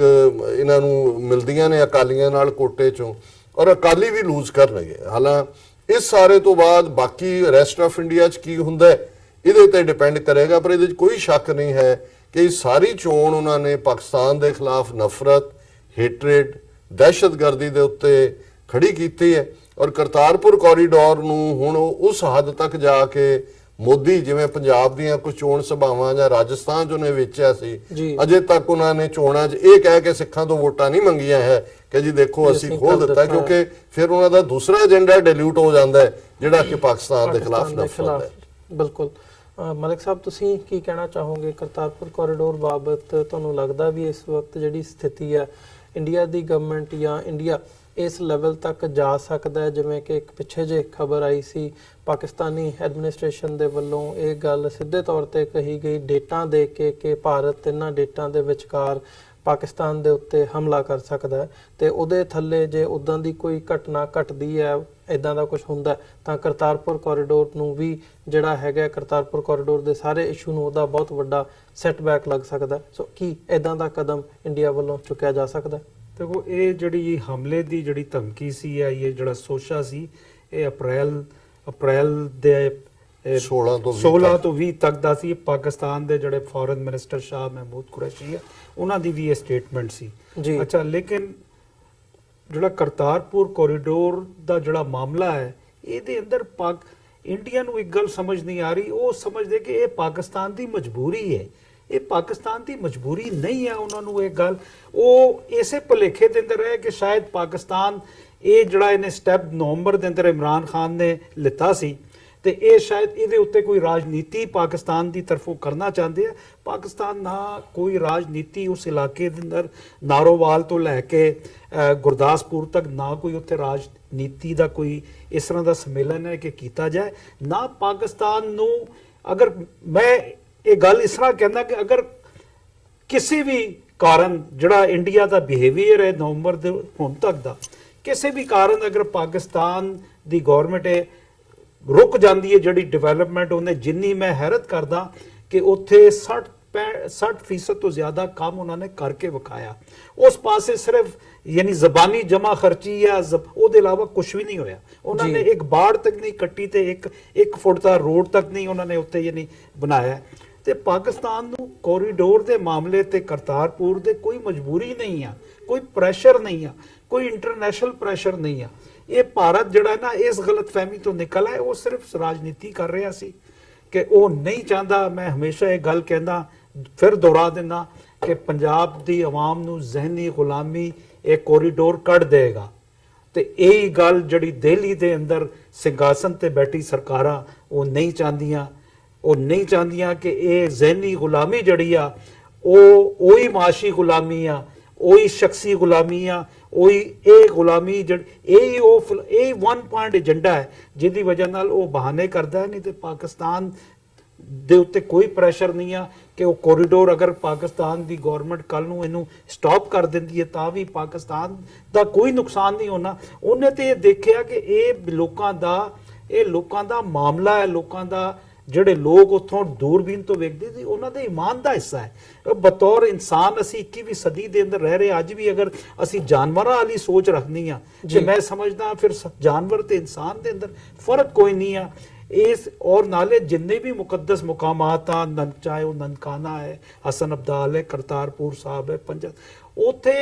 ਲੋਕ ਜਿਹੜੇ ਜਿੰਨੇ ਪਿਆਰ ਤੋਂ ਉੱਥੇ ਆਉਂਦੇ ਆ, ਔਰ ਜਿਸ ਤਰ੍ਹਾਂ ਫਿਰ ਪਾਕਿਸਤਾਨ ਦਾ ਵੀ ਫਾਇਦਾ ਹੈ, ਕਰਤਾਰਪੁਰ ਦਾ ਲਾਂਘਾ ਖੁੱਲੇਗਾ ਤੇ ਇੱਕ ਲੋਕ ਜਿਹੜਾ ਰੋਜ਼ ਦਾ ਵਪਾਰ ਹੈ ਉਹ ਵਧੇਗਾ। ਲਾਜ਼ਮੀ ਗੱਲ ਹੈ corridor of love, corridor of tolerance, ਵਪਾਰ ਦੋਨਾਂ ਪੰਜਾਬਾਂ ਦੀ ਸਾਂਝ ਦੇ ਇਲਾਵਾ ਪਾਕਿਸਤਾਨ ਨੂੰ ਬਤੌਰ ਇਸ ਕੈਪੀਟਲ ਜਿਹੜਾ ਹੈ ਉਹ ਜ਼ਰਾ ਮੁਬਾਦਲਾ ਵੀ ਆਏਗਾ। ਤੇ ਇਹ ਲੇਕਿਨ ਇਹ ਭਾਰਤ ਦੀ ਸਰਕਾਰ ਸਮਝਦੀ ਕਿ ਪਾਕਿਸਤਾਨ ਤੇ ਕੋਈ ਪ੍ਰੈਸ਼ਰ ਹੈ, ਇਹ ਕੋਈ ਪ੍ਰੈਸ਼ਰ ਨਹੀਂ ਹੈ, ਲੇਕਿਨ ਉਹ ਹੀਲੇ ਬਹਾਨੇ ਮੈਂ ਕਹਿ ਰਿਹਾ ਇਸ ਕਰਕੇ ਕਰ ਰਹੀ ਹੈ ਕਿ ਇਹ ਜਿਹੜੀ ਕੌਮ ਹੈ ਜਿਹੜੀ ਬਾਰਡਰ ਦੇ ਉਸ ਪਾਸੇ ਚੜ੍ਹਦੇ ਪੰਜਾਬ ਦੀ ਆ, ਉਹ ਜਿੰਨੀ ਜਾਗਰੂਕ ਅਬ ਹੋਈ ਆ, ਹੁਣ ਉਹ ਕੰਪਰੋਮਾਈਜ਼ ਕਰਤਾਰਪੁਰ ਦੇ ਮਾਮਲੇ ਦੇ ਅੰਦਰ ਕੰਪਰੋਮਾਈਜ਼ ਨਹੀਂ ਕਰ ਸਕਦੀ। ਇਹ ਕਾਂਗਰਸ ਨੂੰ ਵੀ ਪਤਾ ਹੈ, ਅਕਾਲੀਆਂ ਨੂੰ ਵੀ ਪਤਾ ਹੈ, ਬੀਜੇਪੀ ਨੂੰ ਵੀ ਪਤਾ ਹੈ, ਲੇਕਿਨ ਉਹ ਇਹ ਹੀਲੇ ਬਹਾਨੇ ਕਰਕੇ ਹੋਰ ਯਾਨੀ ਹਮਲੇ ਤੇ ਇਹ तमाम ਚੀਜ਼ਾਂ ਬੇਸਿਕਲੀ ਕੀ ਆ ਕਿ ਇਹਨੂੰ ਡਿਲੇ ਕਰਨਾ ਚਾਹੁੰਦੇ ਡਿਲੇ ਕਰਨ ਦੇ ਜੀ। ਤੇ ਜਿਹੜਾ ਇਹ 6 ਫॉर ਜਸਟਿਸ ਵਾਲਾ ਜਿਹਦਾ ਡਾਕਟਰ ਸਾਹਿਬ ਨੇ ਵੀ ਜ਼ਿਕਰ ਕੀਤਾ ਕਿ ਪੰਜਾ ਸਾਹਿਬ ਤੋਂ ਰਜਿਸਟ੍ਰੇਸ਼ਨ ਸ਼ੁਰੂ ਕਰਨੀ ਸੀ 2020 ਰੈਫਰੈਂਡਮ ਦੇ ਲਈ ਤੇ ਉਹਨੂੰ ਸਰਕਾਰੀ ਲੈਵਲ ਤੇ ਇਜਾਜ਼ਤ ਉੱਥੇ ਨਹੀਂ ਦਿੱਤੀ ਗਈ ਤੇ ਉਹਦਾ 6 ਫॉर ਜਸਟਿਸ ਵੱਲੋਂ ਵਿਰੋਧ ਵੀ ਕੀਤਾ ਗਿਆ ਕਿ ਉਹਨਾਂ ਨੇ ਕਿਹਾ ਕਿ ਪਾਕਿਸਤਾਨ ਦੀ ਜਿਹੜੀ ਗਵਰਨਮੈਂਟ ਹੈਗੀ ਹੈ ਉਹਨਾਂ ਨੇ ਇੰਡੀਅਨ ਪ੍ਰੈਸ਼ਰ ਦੇ ਥੱਲੇ ਆ ਕੇ ਸਾਡਾ ਜਿਹੜਾ ਇਹ ਸ਼ੁਰੂਆਤੀ ਇੱਕ ਮੁਹਿੰਮ ਅਸੀਂ ਕਰਨ ਲੱਗੇ ਸੀ ਉਹਦੇ ਤੋਂ ਸਾਨੂੰ ਰੋਕ ਦਿੱਤਾ। ਸੋ ਤੁਸੀਂ ਕੀ ਸਮਝਦੇ ਹੋ ਇਸ ਪਾਰਟ ਤੇ, ਤੁਸੀਂ ਕੀ ਕਹਿਣਾ ਚਾਹੋਗੇ ਕਿ ਇੰਡੀਆ ਦੇ ਪ੍ਰੈਸ਼ਰ ਸੀ ਜਾਂ ਉਹ ਅਵੋਇਡ ਕਰਨਾ ਚਾਹੁੰਦੇ ਸੀ ਇਸ ਸਾਰੀ ਸਿਚੁਏਸ਼ਨ ਦੇ ਵਿੱਚ, ਇਸ ਨੂੰ ਤੁਸੀਂ ਕਿਵੇਂ ਦੇਖਦੇ ਹੋ? ਦੇਖੋ ਪਾਕਿਸਤਾਨ ਗੁਜ਼ਸ਼ਤਾ 40 ਵਰਿਆਂ ਤੋਂ ਮੈਂ ਪਾਕਿਸਤਾਨ ਐਟ ਵਾਰ, ਪਾਕਿਸਤਾਨ ਪਹਿਲੇ ਅਸੀਂ ਸੁਪਰ ਪਾਵਰ ਦੀ ਵਾਰ ਦੇ ਅੰਦਰ ਸਨ 1979 ਦੇ ਅੰਦਰ ਅਸੀਂ ਅਮਰੀਕਾ ਦਾ ਹਿੱਸਾ ਬਣੇ, ਇਕਨੋਮੀ ਆਪਣੀ ਡੀਸਟੈਬਲਾਈਜ਼ ਕਰਾਤੀ, ਫਿਰ 9/11 ਦੇ ਬਾਅਦ ਦੁਬਾਰਾ ਅਸੀਂ ਉਸੇ ਤੇ ਸਾਡੀ ਜਿਹੜੀ ਇਕਨੋਮੀ ਜਿਹੜੀ ਹੈ ਇਸ ਵੇਲੇ ਉਹ ਇੱਕ ਕਿਸਮ ਦੀ ਇੰਨੀ ਅੱਛੀ ਨਹੀਂ ਆ, ਔਰ ਸਾਨੂੰ IMF ਤੇ ਵਰਲਡ ਬੈਂਕ ਦੇ ਉੱਤੇ ਜਾਣਾ ਪੈ ਰਿਹਾ। ਤੇ ਨਾਲੇ ਜਿਹੜਾ 2020 ਰੈਫਰੈਂਡਮ ਹੈ ਇਹ ਅਗਰ ਪਾਕਿਸਤਾਨ ਦੀ ਗਵਰਨਮੈਂਟ ਇਹਨੂੰ ਅਗਰ ਐਥੋਰਾਈਜ਼ ਕਰ ਦਿੰਦੀ ਜਾਂ ਪੰਜਾਬ ਦੀ ਹਕੂਮਤ ਦੀ ਕਹਿੰਦੀ ਕਿ ਚਲੋ ਤੁਸੀਂ ਯਾਨੀ ਗੱਲਬਾਤ ਕਰ ਲਓ ਜਾਂ ਇਹ ਯਾਨੀ ਤੁਸੀਂ ਬੈਨਰ ਲਾ ਲਓ, ਤੇ ਇੰਡੀਆ ਜਿਹੜਾ ਹੈ ਇਹਨੂੰ ਇੰਟਰਨੈਸ਼ਨਲ ਜਿਹੜੇ ਪਲੇਅਰ ਆ ਉਹਨਾਂ ਦੇ ਸਾਹਮਣੇ ਲੈ ਕੇ ਜਾਂਦਾ ਕਿ ਪਾਕਿਸਤਾਨ ਬੇਸਿਕਲੀ ਖਾਲਿਸਤਾਨ ਦੀ ਇਸ ਮੂਵਮੈਂਟ ਦੇ ਪਿੱਛੇ ਅਸੀਂ ਤੇ ਪਹਿਲੇ ਕਹਿੰਦੇ ਸੀ ਕਿ ਪਾਕਿਸਤਾਨ ਹੈ, ਤੇ ਪਾਕਿਸਤਾਨ ਦੀ ਸਰਕਾਰ ਇਹ ਇਜਾਜ਼ਤ ਨਹੀਂ ਦੇ ਸਕਦੀ ਕਿਉਂਕਿ ਇਸ ਵੇਲੇ ਜਿਹੜਾ ਦੁਨੀਆ ਦਾ ਜਿਹੜਾ ਨਿਜ਼ਾਮ ਹੈ ਉਹ ਇਕਨੋਮਿਕਸ ਪਾਵਰ ਤੇ ਚੱਲ ਰਿਹਾ ਹੈ, ਤੇ ਉਹਦੇ ਅੰਦਰ ਜਿਹੜਾ ਵੈਸਟਰਨ ਇਕਨੋਮਿਕਸ ਪਾਵਰਸ ਆ ਉਹ ਸਾਰੇ ਇੰਡੀਆ ਨੂੰ ਫੀਡ ਕਰਦੇ ਪਏ ਆ ਕਿਉਂਕਿ ਇੰਡੀਆ ਦੇ ਕੋਲ ਜਿਹੜੀ ਨੌਲੇਜੇਬਲ ਸਕਿੱਲ ਪਾਵਰ ਹੈ ਔਰ ਬੜੀ ਸਸਤੀ ਹੈ, ਉਸ ਵਜ੍ਹਾ ਨਾਲ ਉਹ ਇੰਡੀਆ ਨੂੰ ਸੋਹਣਾ ਮੁੰਡਾ ਬਣਾਇਆ ਹੈ ਤੇ ਪਾਕਿਸਤਾਨ ਦੀ ਇਜਾਜ਼ਤ ਨਹੀਂ ਦੇ ਸਕਦਾ। ਇੱਕ ਨਹੀਂ ਤੇ ਪਾਕਿਸਤਾਨ ਤੇ ਕੱਲ ਨੂੰ ਗੱਲ ਆ ਜਾਏਗੀ ਕਿਉਂਕਿ ਉਹ ਇਹੀ ਹੋਏਗਾ ਕਿ ਉਹ ਇਹੀ ਕਹਾਂਗਾ, ਇੰਡੀਆ ਹੀ ਕਹੇਗਾ ਇੰਟਰਨੈਸ਼ਨਲ ਵਰਲਡ ਨੂੰ ਕਿ ਪਾਕਿਸਤਾਨ ਜਿਹੜਾ ਹੈ ਉਹ ਇੰਡੀਆ ਨੂੰ ਤੋੜਨਾ ਚਾਹੁੰਦਾ ਹੈ। ਦੇਖੋ ਮੈਂ ਇਹਦੇ ਚ ਐਡ ਕਰਨਾ ਚਾਹਾਂਗਾ, ਦੇਖੋ ਇਹ ਪਾਕਿਸਤਾਨ ਦੀ ਮੈਂ ਸਮਝਦਾ ਹਾਂ ਵੀ ਜੇ ਉਹਨਾਂ ਦੀ ਨੀਤੀ ਗੁਰਦੁਆਰਿਆਂ ਪ੍ਰਤੀ ਪਿਛਲੇ ਸਮੇਂ ਦੇ ਵਿੱਚ ਦੇਖੀਏ, ਵੱਡੇ 3-4 ਮੌਕਿਆਂ ਦੇ ਉੱਤੇ ਸਿੱਖ ਸੰਗਤਾਂ ਦੁਨੀਆ ਭਰ ਚੋਂ ਜਾਂਦੀਆਂ ਨੇ ਗੁਰਦੁਆਰਾ ਸਾਹਿਬ। ਕਦੇ ਵੀ ਪਾਕਿਸਤਾਨ ਦੀ ਹਕੂਮਤ ਨੇ ਅੰਦਰੂਨੀ ਕਾਰਵਾਈ ਜਿਹੜੀ ਦੀਵਾਨਾਂ ਦੇ ਵਿੱਚ ਹੁੰਦੀ ਹੈ ਜਿਹਦੇ ਜ਼ਾਹਰ ਹੈ ਖਾਲਿਸਤਾਨੀ ਸਟਰਗਲ ਦੇ ਹੱਕ ਦੇ ਵਿੱਚ ਸਪੀਚਸ ਵੀ ਹੁੰਦੀਆਂ, ਨਾਅਰੇ ਵੀ ਹੁੰਦੇ ਨੇ, ਬੈਨਰ ਵੀ ਹੁੰਦੇ ਨੇ, ਉਹਨਾਂ ਨੇ ਕਦੇ ਕੋਈ ਰੋਕਿਆ ਨਹੀਂ ਹੈ ਕਿਉਂਕਿ ਉਹਨਾਂ ਦੀ ਇਹ ਨੀਤੀ ਹੈ ਕਿ ਵੀ ਇਹ ਤੁਹਾਡੇ ਮਜ਼ਹਬੀ ਮੁੱਦੇ ਨੇ ਕਿ ਤੁਸੀਂ ਆਪਣੇ ਗੁਰਦੁਆਰੇ ਦੀ ਚਾਰ ਦੀਵਾਰੀ 'ਚ ਕੀ ਕਰਨਾ। ਔਰ ਮੈਂ ਸਮਝਦਾ ਵੀ ਫਿਊਚਰ 'ਚ ਵੀ ਇਹ ਕੋਈ 2020 ਰੈਫਰੈਂਡਮ ਵੀ ਕੋਈ ਏਡੀ ਵੱਡੀ ਗੱਲ ਨਹੀਂ ਹੈ ਕਿ ਵੀ ਉਹਦੇ ਬੈਨਰ ਲੱਗ ਜਾਂਦੇ ਤੇ ਕੁਝ ਅਦਰ ਵੇ ਹੁੰਦਾ, ਪਰ ਟਾਈਮਿੰਗ ਅਸੀਂ ਦੇਖਦੇ ਵੀ ਇੱਕ ਪਾਸੇ ਭਾਰਤ ਦੇ ਵਿੱਚ ਪਹਿਲਾਂ ਹੀ ਜਿਹੜਾ ਉਹ ਪਾਰਲੀਮੈਂਟਰੀ ਚੋਣਾਂ ਨੂੰ ਲੈ ਕੇ ਉਹਨਾਂ ਨੇ ਇੱਕ ਜੰਗ ਦਾ ਮਾਹੌਲ ਬਣਾਇਆ ਬਾਲਾਕੋਟ ਵਾਲੇ ਇਸ਼ੂ ਦੇ ਉੱਤੇ, ਕਿਵੇਂ ਜਿਹੜਾ ਆਈਬਾਲ ਟੂ ਆਈਬਾਲ ਕੀ ਮਤਲਬ just it was a trigger away ਕਿ ਇਹ ਗੱਲ ਕਿਤੇ ਵੀ ਜਾ ਸਕਦੀ ਸੀ, ਜਿਹਨੂੰ ਇਮਰਾਨ ਖਾਨ ਹੋਰਾਂ ਨੇ ਸਟੇਟਸਮੈਨ ਲਾਈਕ ਉਸ ਬਿਹੇਵੀਅਰ ਦੇ ਨਾਲ ਠੀਕ ਕੀਤਾ। ਫਿਰ ਕਰਤਾਰਪੁਰ ਕੋਰੀਡੋਰ ਜੇ ਮੀਟਿੰਗ ਉਹਦੀ ਰੱਖੀ ਹੋਈ ਹੈ, ਜੇ ਉਹਦਾ ਹੁੰਦਾ ਇੰਡੀਆ ਦੇ ਕੋਲ ਬੜਾ ਸੇਫ ਵੇ ਸੀ ਉਹਨੂੰ ਕੈਂਸਲ ਕਰਨ ਦਾ ਵੀ। ਔਰ ਜਿਵੇਂ ਮਲਕ ਸਾਹਿਬ ਨੇ ਕਿਹਾ ਵੀ ਆਲਰੇਡੀ ਪਾਕਿਸਤਾਨ ਜਿਹਦੇ ਗਲ 'ਚ ਦਹਿਸ਼ਤਗਰਦੀ ਦਾ ਫੱਟਾ ਪਾਇਆ ਹੋਇਆ, ਐਪੀ ਸੈਂਟਰ ਆਫ ਦਹਿਸ਼ਤਗਰਦੀ, ਉਹਨਾਂ ਨੇ ਕਹਿਣਾ ਸੀ ਆਹ ਦੇਖ ਲਓ ਜੀ ਮੁਲਕ ਨੂੰ ਤੋੜਨ ਦੀ। ਮੈਂ ਸਮਝਦਾ ਔਰ ਇਹ ਗੱਲ ਮੈਂ ਆਪਣੇ 6 ਫॉर ਜਸਟਿਸ ਦੇ ਆਪਣੇ ਵੀਰਾਂ ਨੂੰ ਵੀ ਕਨਵੇ ਕੀਤੀ ਹੈ, ਆਪਣੇ ਸੱਚੋ ਸੱਚ ਪ੍ਰੋਗਰਾਮ 'ਚ ਵੀ ਕਹੀ ਹੈ ਕਿ ਵੀ ਕਈ ਵਾਰ ਤੁਹਾਨੂੰ ਥੋੜਾ ਜਿਹਾ ਪੇਸ਼ੈਂਸ ਤੋਂ ਕੰਮ ਲੈਣਾ ਚਾਹੀਦਾ ਹੈ। ਔਰ ਜਦੋਂ ਤੁਸੀਂ ਇੱਕ ਆਪਣੇ ਦੋਸਤ ਜਿਸ ਦੇ ਉੱਤੇ ਤੁਸੀਂ ਫੇਥ ਕਰਦੇ ਹੋ ਉਹਨੂੰ ਉਹਦੀ ਜਿਹੜੀ ਸਿਚੁਏਸ਼ਨ ਟਰਬਲਡ ਸਿਚੁਏਸ਼ਨ ਹੁੰਦੀ ਹੈ ਉਹਦੇ 'ਚ ਜ਼ਰੂਰ ਟਰਸਟ ਕਰਨਾ ਚਾਹੀਦਾ ਹੈ ਬਜਾਏ ਕਿ ਅਸੀਂ ਹਰ ਗੱਲ ਦੇ ਉੱਤੇ ਨੀ ਜਰਕ ਰਿਐਕਸ਼ਨ ਕਰੀਏ। ਸੋ ਮੈਂ ਸਮਝ ਸਕਦਾ ਹਾਂ ਪਾਕਿਸਤਾਨ ਦੇ ਪਰਸਪੈਕਟਿਵ ਨੂੰ ਵੀ, ਪਰ ਲੌਂਗ ਟਰਮ ਅਸੀਂ ਇਹ ਵੀ ਨਹੀਂ ਚਾਹੁੰਦੇ ਕਿ ਸਾਡੇ ਗੁਰਦੁਆਰੇ ਮੀਰੀ ਪੀਰੀ ਦੇ ਮੁਕਾਮ ਨੇ, ਕਿ ਬਈ ਇਹਦੇ 'ਚ ਕੋਈ ਵੀ ਹਕੂਮਤ ਇੰਡੀਆ ਦੀ ਹੋਏ, ਪਾਕਿਸਤਾਨ ਦੀ ਹੋਏ, ਅਮਰੀਕਾ ਵਾਲੇ ਕੱਲ ਕਹਿਣ ਜੀ ਤੁਸੀਂ ਰਾਜ ਕਰੇਗਾ ਖਾਲਸਾ ਨਹੀਂ ਪੜ੍ਹ ਸਕਦੇ ਗੁਰਦੁਆਰੇ 'ਚ, ਕਿਉਂਕਿ ਤੁਸੀਂ how there can be two sovereign countries existing in the same country ਜੀ। ਲੇਕਿਨ ਅਸੀਂ ਇਹ ਸਮਝਦੇ ਹਾਂ ਵੀ ਰੈਫਰੈਂਡਮ 2020 ਵੀ well within the ambit of UN law ਹੈ। ਰਾਜ ਕਰੇਗਾ ਖਾਲਸਾ ਦੇ ਥੱਲੇ ਸਿੱਖ ਸੋਵਰਨਿਟੀ ਦਰਿਆਏ ਜਮਨਾ ਤੋਂ ਵਾਘਾ ਤੱਕ ਸਾਡਾ ਹੱਕ ਹੈ, ਔਰ ਅਸੀਂ ਸਮਝਦੇ ਹਾਂ ਵੀ ਪਾਕਿਸਤਾਨ ਦੇ ਲਈ ਇਸ ਵੇਲੇ ਕਰਤਾਰਪੁਰ ਲਾਂਘੇ ਨੂੰ ਮੁਕੰਮਲ ਹੁੰਦਾ ਦੇਖਣਾ ਸਿੱਖਾਂ ਦੀਆਂ ਭਾਵਨਾਵਾਂ ਨੂੰ ਸਮਝਣ ਦੀ ਗੱਲ ਹੈ। ਦੂਸਰੇ ਪਾਸੇ ਸਾਨੂੰ ਥੋੜੇ ਜਿਹੇ ਸਬਰ ਤੋਂ ਕੰਮ ਲੈਣ ਦੀ ਲੋੜ ਹੈ। ਜੀ ਮਲਿਕ ਸਾਹਿਬ, ਤੁਹਾਡੇ ਵੱਲ ਆਵਾਂ, ਜਿਹੜੀ ਇਸ ਵਕਤ ਇਸ ਸਾਰੇ ਕੰਟੈਕਸਟ ਦੇ ਵਿੱਚ ਜਿੱਥੇ ਅਸੀਂ ਗੱਲ ਕਰ ਰਹੇ ਹਾਂ ਤਾਂ ਕਸ਼ਮੀਰ ਦੇ ਵਿੱਚ ਜਿਹੜਾ ਆਪਸੀ ਟ੍ਰੇਡ ਹੈਗਾ ਉਹਦੇ ਤੇ LOC ਦੇ ਉੱਤੇ ਉਹਦੇ ਤੇ ਵੀ ਇਸ ਵਕਤ ਰੋਕ ਲਾਈ ਗਈ ਹੈ ਤੇ ਪਾਕਿਸਤਾਨ ਦੇ ਪ੍ਰਧਾਨ ਮੰਤਰੀ ਨੇ ਉਹਨਾਂ ਨੇ ਚੀਨ ਦੇ ਦੌਰੇ ਤੇ ਜਾਣਾ। ਸੋ ਓਵਰਆਲ ਜਿਹੜੀ ਇਹ ਪੋਲਿਟਿਕਸ ਹੈਗੀ ਹੈ, ਸਿਆਸਤ ਹੈਗੀ ਹੈ, ਉਹਦੇ ਵਿੱਚ ਪਾਕਿਸਤਾਨ ਦੇ ਜਿਹੜੇ ਅੰਦਰੂਨੀ ਹਾਲਾਤ ਹੈਗੇ ਨੇ, ਬਲੋਚਿਸਤਾਨ ਦੇ ਵਿੱਚ ਵੀ ਜਿਹੜੀ ਸਿਚੁਏਸ਼ਨ ਹੈ ਉਹ ਸਾਜ਼ਗਾਰ ਨਹੀਂ ਹੈ, ਉੱਥੇ ਵੀ ਅਟੈਕ ਤੇ ਸਾਰੀ ਜਿਹੜੀ ਕਾਰਵਾਈ ਹੈਗੀ ਹੈ ਉਹ ਚੱਲ ਰਹੀ ਹੈ। ਸੋ ਓਵਰਆਲ ਜਿੱਥੇ ਇੰਡੀਆ ਪਾਕਿਸਤਾਨ ਤੇ ਇਹ ਹੁਣ ਜਿਹੜਾ ਚੀਨ ਦਾ ਦੌਰਾ ਹੈਗਾ ਇਮਰਾਨ ਖਾਨ ਸਾਹਿਬ ਦਾ, ਇਹਨੂੰ CPEC ਦੇ ਹਵਾਲੇ ਨਾਲ ਜਿਹੜਾ ਕੋਰੀਡੋਰ ਹੈਗਾ ਚਾਈਨਾ ਪਾਕਿਸਤਾਨ ਇਕਨੋਮਿਕ ਕੋਰੀਡੋਰ, ਉਸ ਹਵਾਲੇ ਨਾਲ ਜਿਹੜੀ ਇਹ ਡਿਵੈਲਪਮੈਂਟ ਹੋ ਰਹੀ ਹੈ ਇਹਨੂੰ ਕਿਵੇਂ ਦੇਖਦੇ ਹੋ? ਕਿ ਭਾਰਤ ਵੱਲੋਂ ਇਹ ਇਸ਼ਾਰਾ ਦਿੱਤਾ ਜਾ ਰਿਹਾ ਹੈ LOC ਤੇ ਟ੍ਰੇਡ ਨੂੰ ਬੰਦ ਕਰਕੇ ਕਿ ਅਸੀਂ ਇਹਦੇ ਵਿੱਚ ਇਹਨੂੰ ਪੂਰਾ ਨਹੀਂ ਹੋਣ ਦੇਵਾਂਗੇ ਜਾਂ ਅਸੀਂ ਇਹਦੇ ਵਿੱਚ ਰੁਕਾਵਟ ਬਣਾਂਗੇ? ਦੇਖੋ, ਕੱਲ ਹੀ ਇਸਲਾਮਾਬਾਦ ਦੇ ਅੰਦਰ ਇੱਕ ਮੀਟਿੰਗ ਸੀ ਜਿਹਦੇ ਅੰਦਰ ਚਾਈਨੀਜ਼ ਇੱਕ ਡੈਲੀਗੇਸ਼ਨ ਆਇਆ ਹੋਇਆ ਸੀ ਤੇ ਉਹਨਾਂ ਨੇ ਉਹ ਯਾਨੀ ਇਹ ਦੱਸਿਆ ਕਿ ਸਾਲਾਨਾ ਜਿਹੜੀ $12 ਬਿਲੀਅਨ ਦੀ ਪਾਕਿਸਤਾਨ ਦੇ ਅੰਦਰ ਜਿਹੜੀ ਟ੍ਰੇਡ ਹੈ ਉਹ ਵੱਧ ਕੇ $20 ਬਿਲੀਅਨ ਤੇ ਚਲੀ ਜਾਏਗੀ, ਪਾਕ ਚਾਈਨਾ ਟ੍ਰੇਡ। ਉਹਦੇ ਇਲਾਵਾ ਇਹ ਜਿਹੜਾ ਕੋਰੀਡੋਰ ਹੈ ਇਹ ਬੇਸਿਕਲੀ ਇੰਡੀਆ ਨੂੰ ਇਹ ਗੱਲ ਸਮਝ ਨਹੀਂ ਆ ਰਹੀ ਕਿ ਚਾਈਨਾ ਜਿਹੜਾ ਹੈ ਉਹ ਆਉਣ ਵਾਲੇ 30 ਸਾਲਾਂ ਦੇ ਅੰਦਰ ਇੱਕ super great ideology, economic ideology ਬਣਨ ਜਾ ਰਿਹਾ ਹੈ। $1.3 ਟ੍ਰਿਲੀਅਨ ਉਹ ਇਹ ਕੋਰੀਡੋਰਾਂ ਤੇ ਸਿਰਫ CPEC China Pakistan economic corridor ਨਹੀਂ, ਜਿਹੜਾ ਦੂਜੇ ਪਾਸੋਂ ਵਾਇਆ ਮਾਸਕੋ ਤੇ ਯੂਰਪ ਦੀ ਤਰਫ ਜਾ ਰਿਹਾ, $1.3 ਟ੍ਰਿਲੀਅਨ ਇਨਵੈਸਟ ਕਰ ਰਿਹਾ ਹੈ। ਉਹ ਇੰਨੀ ਵੱਡੀ ਰਕਮ ਇਨਵੈਸਟਮੈਂਟ ਕਰਨ ਦਾ ਮਕਸਦ ਉਹਨਾਂ ਨੇ ਕੋਈ ਪਹਿਲੇ ਪਲੈਨਿੰਗ ਕੀਤੀ ਹੈ ਤੇ ਚਾਈਨਾ ਨੂੰ ਪੂਰੀ ਦੁਨੀਆ ਦੇ ਅੰਦਰ ਇਸ ਵਕਤ ਚਾਈਨਾ ਲੋਕਾਂ ਦੀ ਜਿਹੜੀ ਰੋਜ਼ਮਰਰਾ ਦੀ ਕਮੋਡਿਟੀਜ਼ ਆ ਉਹਦੀ ਜ਼ਰੂਰਤ ਸਾਡੀ ਬਣ ਚੁੱਕੀ ਹੈ। ਸਾਡੇ ਜਿਸਮ ਦੇ ਸਰੀਰ ਨੂੰ ਛੱਡ ਕੇ ਹਰ ਸ਼ੈ ਮੇਡ ਇਨ ਚਾਈਨਾ ਹੈ ਹੁਣ ਤੇ ਇਹ ਜਿਹੜਾ ਯਾਨੀ ਚਾਈਨੇ ਦੂਜੇ ਪਾਸੇ ਵੇਖਦੇ ਨਾਲੇ ਇਹ ਜਿਹੜਾ LOC ਤੇ ਇਹ ਜਿਹੜੇ ਟਰੱਕ ਰੋਕ ਦਿੰਦੇ, ਇਹਦਾ ਵੋਲਿਊਮ ਇੰਨਾ ਨਹੀਂ ਹੈ ਜਿਸ ਤੋਂ ਪਾਕਿਸਤਾਨ ਦੀ ਹਕੂਮਤ ਨੂੰ ਕੋਈ ਫਰਕ ਪੈਂਦਾ ਹੈ। ਉਹ ਤੇ ਜਿਹੜਾ ਉੱਥੇ ਟਰੱਕ ਦੋਵੇਂ ਪਾਸੇ ਚੱਲਦੇ LOC ਦੇ, ਉਹਦਾ ਯਾਨੀ ਜ਼ਿਆਦਾਤਰ ਜਿਹੜਾ ਪਾਕਿਸਤਾਨ ਦਾ ਆਜ਼ਾਦ ਕਸ਼ਮੀਰ ਹੈ ਉਹ ਤੇ ਯਾਨੀ ਉਹਦੀ ਖਪਤ ਪੈ ਜਾਂਦੀ ਹੈ। ਤੇ ਬਾਕੀ ਇਹ ਕਿ ਇਮਰਾਨ ਖਾਨ ਦਾ ਜਿਹੜਾ ਦੌਰਾ ਹੈ 24 ਅਪ੍ਰੈਲ ਦੇ ਬਾਅਦ ਸ਼ੁਰੂ ਹੋਏਗਾ, ਉਹਦੇ ਅੰਦਰ ਇਹ ਜਿਹੜੇ ਮੁਸਤਕਬਲ ਦੇ ਆਉਣ ਵਾਲੇ 20-30 ਸਾਲ ਦੇ ਪਲਾਨ ਆ ਉਸ ਤੇ ਡਿਸਕਸ ਕੀਤੀ ਜਾਏਗੀ। ਜਿਹੜੀ ਬਲੋਚਿਸਤਾਨ ਦੇ ਜਿਹੜੇ ਬੱਸਾਂ ਰੋਕ ਕੇ ਲੋਕ ਮਾਰ ਰਹੇ, ਉਹ ਜਿਹੜੇ ਮਾਰ ਰਹੇ ਆ ਉਹ ਇੰਡੀਅਨ ਟ੍ਰੇਨਡ ਉਹ ਬਲੋਚੀਆਂ ਜਿਨ੍ਹਾਂ ਨੂੰ ਅਸੀਂ ਫਰਾਰੀ ਕਹਿੰਦੇ ਆ, ਔਰ ਉਹ ਬਲੋਚ ਉਹ ਰੋਕ ਕੇ ਬਾਕਾਇਦਾ ਦੇਖਦੇ ਆ ਕਿ ID ਕਾਰਡ ਵੇਖਦੇ ਆ ਕਿ ਜਦੋਂ ਉਹ ਜ਼ਿਆਦਾਤਰ ਉਹਨਾਂ ਦਾ ਟਾਰਗੇਟ ਪੰਜਾਬੀ ਆ, ਉਹਨਾਂ ਦਾ ਟਾਰਗੇਟ ਪੰਜਾਬੀ ਆ ਔਰ ਇਹ ਜਾਣਬੁੱਝ ਕੇ ਕਰਾਇਆ ਜਾ ਰਿਹਾ ਕਿ CPEC ਜਿਹੜਾ ਗਵਾਦਰ ਦੇ ਅੰਦਰ ਜਿੱਥੇ ਜਾ ਕੇ ਰੁਕੇਗਾ ਉੱਥੋਂ ਅੱਗੇ ਜਿਹੜਾ ਪੋਰਟ ਹੈ ਉਹ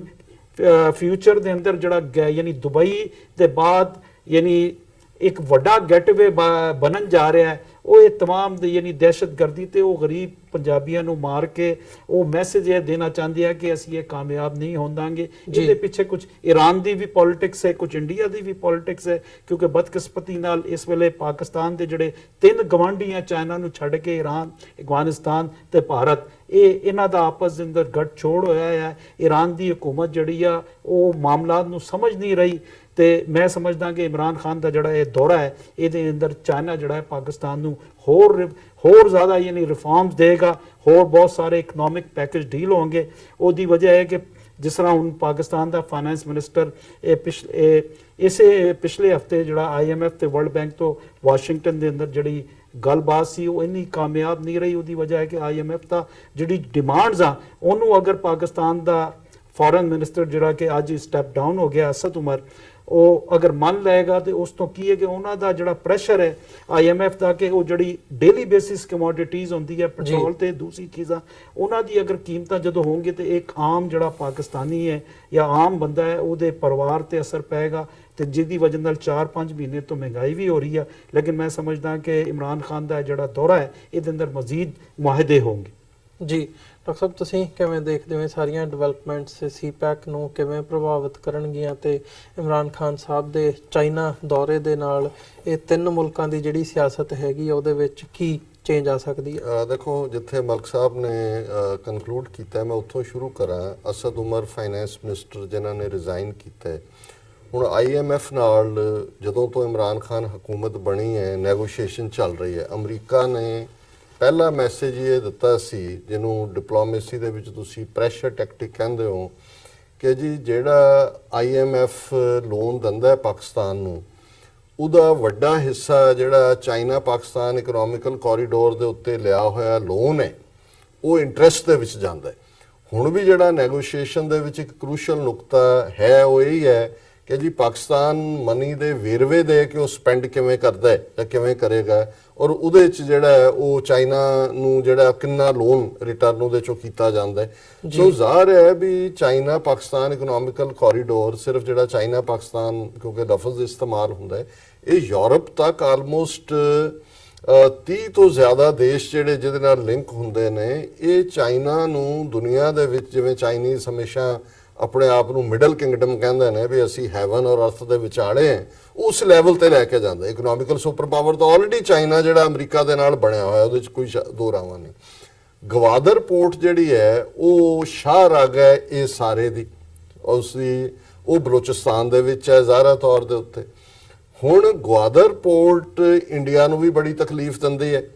ਕਿਉਂਕਿ ਆਲਰੇਡੀ ਇਹਨਾਂ ਦਾ ਸੀ, ਜਿਵੇਂ ਇਹਨਾਂ ਨੇ 71 ਦੇ ਵੇੜੇ ਜਾਂ ਦੂਜਾ ਕੀਤਾ ਕਿ ਕਰਾਚੀ ਦਾ ਜੇ ਨੇਵਲ ਬਲੌਕੇਡ ਕਰ ਦਿਓ ਤੇ ਪਾਕਿਸਤਾਨ ਕੱਟ ਆਫ ਹੋ ਜਾਂਦਾ ਹੈ। ਗਵਾਦਰ ਚਾਈਨਾ ਨੂੰ ਐਕਸੈਸ ਵੀ ਦਿੰਦਾ ਹੈ ਔਰ ਉਹ ਹੈ ਵੀ ਬੜੀ ਨੈਚੁਰਲ ਖੂਬਸੂਰਤ ਪੋਰਟ ਜਿਹਨੂੰ ਚਾਈਨਾ ਨੇ ਡਿਵੈਲਪ ਕੀਤਾ ਹੈ। ਸੋ ਕੁੱਲ ਮਿਲਾ ਕੇ ਤੁਸੀਂ ਟਾਈਮਿੰਗ ਦੇਖੋ, ਇਮਰਾਨ ਖਾਨ ਸਾਹਿਬ ਦੀ ਅਜੇ ਵਿਜ਼ਿਟ ਸ਼ੁਰੂ ਹੋਣੀ ਹੈ, ਐਨ ਮੌਕੇ ਦੇ ਉੱਤੇ ਕਰਾਚੀ ਤੋਂ ਗਵਾਦਰ ਜਾ ਰਹੀਆਂ 4-5 ਬੱਸਾਂ ਨੂੰ 20-22 ਬੰਦੇ ਜਿਹੜੇ ਆਰਮੀ ਫਟੀਗ 'ਚ ਨੇ ਉਹ ਰੋਕਦੇ ਨੇ। ਸ਼ਨਾਖਤੀ ਕਾਰਡ ਜਿਵੇਂ ਮਲਕ ਸਾਹਿਬ ਨੇ ਕਿਹਾ ਉਹਨਾਂ 'ਚ ਪੰਜਾਬੀ ਮੂਲ ਦੇ ਹਜ਼ਾਰੇ ਨੇ, ਇੱਕ ਪਾਕਿਸਤਾਨੀ ਨੇਵਲ ਆਫਿਸਰ, ਔਰ ਉਹਨਾਂ ਨੂੰ ਉਹ ਜਿਹੜਾ ਐਗਜ਼ੀਕਿਊਟ ਕਰ ਦਿੰਦੇ ਨੇ ਬਿਲਕੁਲ ਐਲ ਕਪੋਨੇ ਸਟਾਈਲ, ਬਾਹਰ ਕੱਢ ਕੇ, ਔਰ ਉਹਨਾਂ 'ਚ ਦੋ ਭੱਜਣ ਦੀ ਕੋਸ਼ਿਸ਼ ਕਰਦੇ ਨੇ, ਉਹ ਜ਼ਖਮੀ ਨੇ, 14 ਦੇ ਕਰੀਬ ਮਾਰੇ ਜਾਂਦੇ ਨੇ। ਹੁਣ ਇੱਕ ਪਾਸੇ ਇਹ ਵਾਪਰ ਰਿਹਾ, ਦੂਸਰੇ ਪਾਸੇ all of a sudden India ਐਲਾਨ ਕਰਦਾ ਹੈ ਕਿ ਜੀ ਜਿਹੜਾ ਅਸੀਂ LOC ਦੇ ਉੱਤੇ ਜਿਹੜਾ ਟ੍ਰੇਡ ਦੋਵਾਂ ਕਸ਼ਮੀਰਾਂ ਦੇ ਵਿੱਚ ਚੱਲਿਆ, ਮੁਸ਼ਰਫ ਦੇ ਵੇਲੇ ਜਿਹੜੀ ਥੋੜੀ ਬਹੁਤ ਇੱਕ ਅੰਡਰਸਟੈਂਡਿੰਗ ਸੀ ਕਿ ਕਸ਼ਮੀਰ ਮੁੱਦੇ ਨੂੰ ਆਉਣ ਵਾਲੇ ਵਕਤ 'ਚ ਜਿਹੜਾ ਹੱਲ ਕੀਤਾ ਜਾ ਸਕਦਾ ਹੈ, ਪਰ ਬਾਰਡਰਸ ਨੂੰ ਇਵੇਂ ਬਣਾ ਦਿਓ ਕਿ ਉਹ ਇਰਰੈਲੇਵੈਂਟ ਹੋ ਜਾਣ। ਉਹਦਾ ਮਤਲਬ ਸੀ ਕਿ ਜਿਵੇਂ ਬੱਸਿਸ ਸ਼ੁਰੂ ਹੋਣੀ ਹੈ, ਜਿਹੜੀ ਬੱਸ ਪੁੰਛ ਰਾਵਲਾਕੋਟ ਦੇ ਵਿੱਚ ਹੋਈ ਜਾਂ ਮੁਜ਼ੱਫਰਾਬਾਦ ਸ੍ਰੀਨਗਰ ਦੇ ਵਿਚਾਲੇ ਹੈ, ਕੁਛ ਇਸ ਕਿਸਮ ਦੀਆਂ 4 ਰਾਊਟਸ ਦੀਆਂ ਉਹ ਬੱਸਾਂ ਨੇ।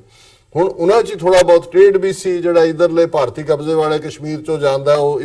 ਪਾਕਿਸਤਾਨ ਦੀ ਕੋਈ ਮੇਨ ਇਕਨੋਮੀ ਦੀ ਕੋਈ ਸ਼ਾਹਰਾਗ ਨਹੀਂ ਆ, ਉਹ ਆਜ਼ਾਦ ਕਸ਼ਮੀਰ ਨੂੰ ਮਾੜਾ ਮੋਟਾ ਉਹਦੇ ਨਾਲ ਇੱਕ ਮੇਲ ਵਰਤਨ ਵੀ ਦੀ ਗੱਲ ਵੀ ਸ਼ੁਰੂ ਹੋਈ ਵੀ ਹਫ਼ਤੇ 'ਚ 3-4 ਦਿਨ ਉਹ ਚੱਲਦੀਆਂ ਸੀ। ਹੁਣ ਇਹਦੇ 'ਚ ਵੀ ਕੋਈ ਸ਼ੱਕ ਨਹੀਂ ਹੈ ਵੀ ਕਸ਼ਮੀਰ ਦਾ ਜਿਹੜਾ ਓਰੀਜਨਲ ਕਸ਼ਮੀਰ ਸੀ, ਆਲਮੋਸਟ 20% ਹਿੱਸਾ ਚੀਨ ਦੇ ਕੋਲ ਵੀ ਹੈ। ਸਾਰਾ ਅਕਸਾਈ ਚਿੰਨ ਦਾ ਲੇਹ ਦਾ ਉਹ ਇਲਾਕਾ ਕੁਛ ਉਹਨਾਂ ਨੇ 62 ਦੇ ਵਿੱਚ ਲਿਆ। ਹੁਣ ਜਿਹੜਾ ਇੰਡੀਆ ਕੀ ਮੈਸੇਜ ਦੇਣਾ ਚਾਹੁੰਦਾ, ਉਧਰ ਕਿਲਿੰਗਸ ਹੋ ਰਹੀਆਂ ਨੇ ਔਰ ਇਹਦੇ 'ਚ ਕੋਈ ਸ਼ੱਕ ਨਹੀਂ ਹੈ ਕਿ ਬਲੋਚਿਸਤਾਨ 'ਚ ਹੋਇਆ ਹਰ ਵਾਕਿਆ ਰਾਹ ਦੇ ਫਿੰਗਰਪ੍ਰਿੰਟਸ ਨੇ ਉਹਦੇ ਤੇ। ਕੁਲਭੂਸ਼ਣ ਯਾਦਵ ਫੜਿਆ ਗਿਆ ਨਹੀਂ ਤਾਂ ਹੁਣ ਤੱਕ ਇਹਨਾਂ ਨੇ ਪਤਾ ਨਹੀਂ ਉੱਥੇ ਕੀ ਬਣਾਇਆ ਹੋਣਾ ਸੀ। ਇੱਧਰ ਜੰਮੂ ਕਸ਼ਮੀਰ ਦਾ ਟ੍ਰੇਡ ਬੰਦ ਕਰਨ ਨਾਲ ਮੈਸੇਜ ਚੀਨ ਨੂੰ ਵੀ ਦੇ ਰਹੇ ਨੇ, ਕਸ਼ਮੀਰ ਬਾਰੇ ਵੀ ਆਪਣੀ ਨੀਤੀ ਰੈਸਟ ਆਫ ਇੰਡੀਆ ਨੂੰ ਦੱਸ ਰਹੇ ਨੇ ਪਾਰਲੀਮੈਂਟਰੀ ਚੋਣਾਂ ਦੇ ਹਵਾਲੇ ਨਾਲ, ਔਰ IMF ਰਾਹੀਂ ਜਿਹੜਾ ਪ੍ਰੈਸ਼ਰ ਬਿਲਡ ਕੀਤਾ ਹੋਇਆ ਅਮਰੀਕਾ ਨੇ, ਕਿਉਂਕਿ ਇਸ ਵੇਲੇ ਇਹ ਇਨ ਕਾਹੂਟਸ ਨੇ, ਉਹ ਅਮਰੀਕਾ ਹੋਏ, ਇੰਡੀਆ ਹੋਏ, ਈਵਨ ਅਫਗਾਨਿਸਤਾਨ ਦੀ ਜਿਹੜੀ ਨਾਮ ਨਿਹਾਦ ਜੀ ਉੱਥੇ ਸਰਕਾਰ ਖੜੀ ਕੀਤੀ ਹੋਈ ਹੈ, ਔਰ ਗਰਾਊਂਡ ਰਿਐਲਿਟੀ ਅਫਗਾਨਿਸਤਾਨ ਦੀ ਡਿਫਰੈਂਟ ਹੈ, 70% ਦੇ ਕਰੀਬ ਤਾਲਿਬਾਨ ਦੇ ਕਬਜ਼ੇ 'ਚ। ਸੋ ਕੁੱਲ ਮਿਲਾ ਕੇ ਮੈਂ ਇਹ ਸਮਝਦਾ ਹਾਂ ਵੀ ਇਹ ਜਿਹੜੀ ਪਾਕਿਸਤਾਨ ਦੀ ਫਾਈਨੈਂਸ਼ੀਅਲ ਚੋਕਿੰਗ ਹੈ, ਆਰਥਿਕ ਤੌਰ ਤੇ ਉਸ ਦਾ ਸਾਹ ਘੁੱਟਣਾ ਹੈ, ਇਹ ਉਹਦੇ ਗੋਡੇ ਲਵਾਉਣ ਰਹੀ ਹੈ ਤਾਂ ਕਿ ਅਫਗਾਨਿਸਤਾਨ ਦੇ ਵਿੱਚ ਜਿਹੜੀ ਤਾਲਿਬਾਨ ਦੇ ਨਾਲ ਨੈਗੋਸ਼ੀਏਸ਼ਨ ਅਮਰੀਕਾ ਦੇ ਕਹਿਣ ਤੇ ਪਾਕਿਸਤਾਨ ਨੇ ਇਨੀਸ਼ੀਏਟ ਕੀਤੀ ਜੀ ਉਹਦੇ ਚ ਫੇਵਰੇਬਲ ਟਰਮਸ ਲੈਣੀਆਂ ਪਲੱਸ ਇੰਡੀਆ ਨੂੰ ਅਮਰੀਕਾ ਇਹ ਦੱਸਣ ਦੀ ਕੋਸ਼ਿਸ਼ ਕਰ ਰਿਹਾ ਕਿ ਅਸੀਂ ਤੇਰੇ ਯਾਰ ਆ ਹੋਰ ਹਥਿਆਰ ਲੈ ਜਿਵੇਂ ਅੱਜ ਸਭ ਤੋਂ ਵੱਡਾ ਬਾਇਰ ਇਹਨਾਂ ਤੋਂ ਬਣਿਆ ਹੋਇਆ ਔਰ ਇਸ ਸਾਰੇ ਦੇ ਪਿੱਛੇ ਇਜ਼ਰਾਈਲੀ ਫੈਕਟਰ ਵੀ ਜਿਹੜਾ ਕਿਉਂਕਿ ਅਸੀਂ ਦੇਖਦੇ ਹਾਂ ਕਿ ਬਹੁਤ ਕੁਝ ਉੱਥੇ ਚੱਲ ਰਿਹਾ ਹੈ ਇਹ ਗੱਲ ਅਨਫੋਰਚੂਨੇਟ ਵੀ ਹੈ ਪਾਕਿਸਤਾਨ ਇਸ ਵੇਲੇ ਫਰੰਟ ਸਟੇਟ ਹੋਣ ਕਰਕੇ ਸਫਰਰ ਹੈ ਪਰ ਜੇ ਮੈਂ ਖਾਲਿਸਤਾਨ ਜਾਂ ਕਸ਼ਮੀਰ ਦੀ ਆਜ਼ਾਦੀ ਦੇ ਨੁਕਤਾ ਨਿਗਾਹ ਤੋਂ ਦੇਖਾਂ ਤੇ ਮੈਂ ਸਮਝਦਾ ਹਾਂ ਵੀ ਕਈ ਵਾਰੀ ਇਹ ਜਿਹੜੇ ਟਰਬਲ ਟਾਈਮਸ ਹੁੰਦੇ ਨੇ ਕੌਮਾਂ ਮੁਸ਼ਕਲ ਚੋਂ ਗੁਜ਼ਰਦੀਆਂ ਸਾਡਾ ਪਾਕਿਸਤਾਨੀ ਭੈਣਾਂ ਭਰਾਵਾਂ ਦੇ ਨਾਲ ਦਿਲ ਧੜਕਦਾ ਹੈ ਅਸੀਂ ਉਹਨਾਂ ਨੂੰ ਖੁਸ਼ਹਾਲ ਸਟੇਬਲ ਦੇਖਣਾ ਚਾਹੁੰਦੇ ਹਾਂ ਪਰ ਮੈਂ ਸਮਝਦਾ ਹਾਂ ਵੀ ਜੇ ਇਮਰਾਨ ਖਾਨ ਇਸ ਦੌਰ ਨੂੰ ਸਰਵਾਈਵ ਕਰ ਗਏ ਜਿਸ ਲਿਹਾਜ਼ ਨਾਲ ਉਹਨਾਂ ਨੇ ਸਾਰੇ ਇੰਟਰਨੈਸ਼ਨਲ ਇਸ਼ੂਜ਼ ਨੂੰ ਡੀਲ ਕੀਤਾ ਔਰ ਇੰਟਰਨਲੀ ਵੀ ਜਿਹੜਾ ਕਿਉਂਕਿ ਦੇਖੋ ਇੱਕ ਸੁਸਾਇਟੀ 'ਚ ਜਿੱਥੇ 220 ਮਿਲੀਅਨ ਲੋਕ ਨੇ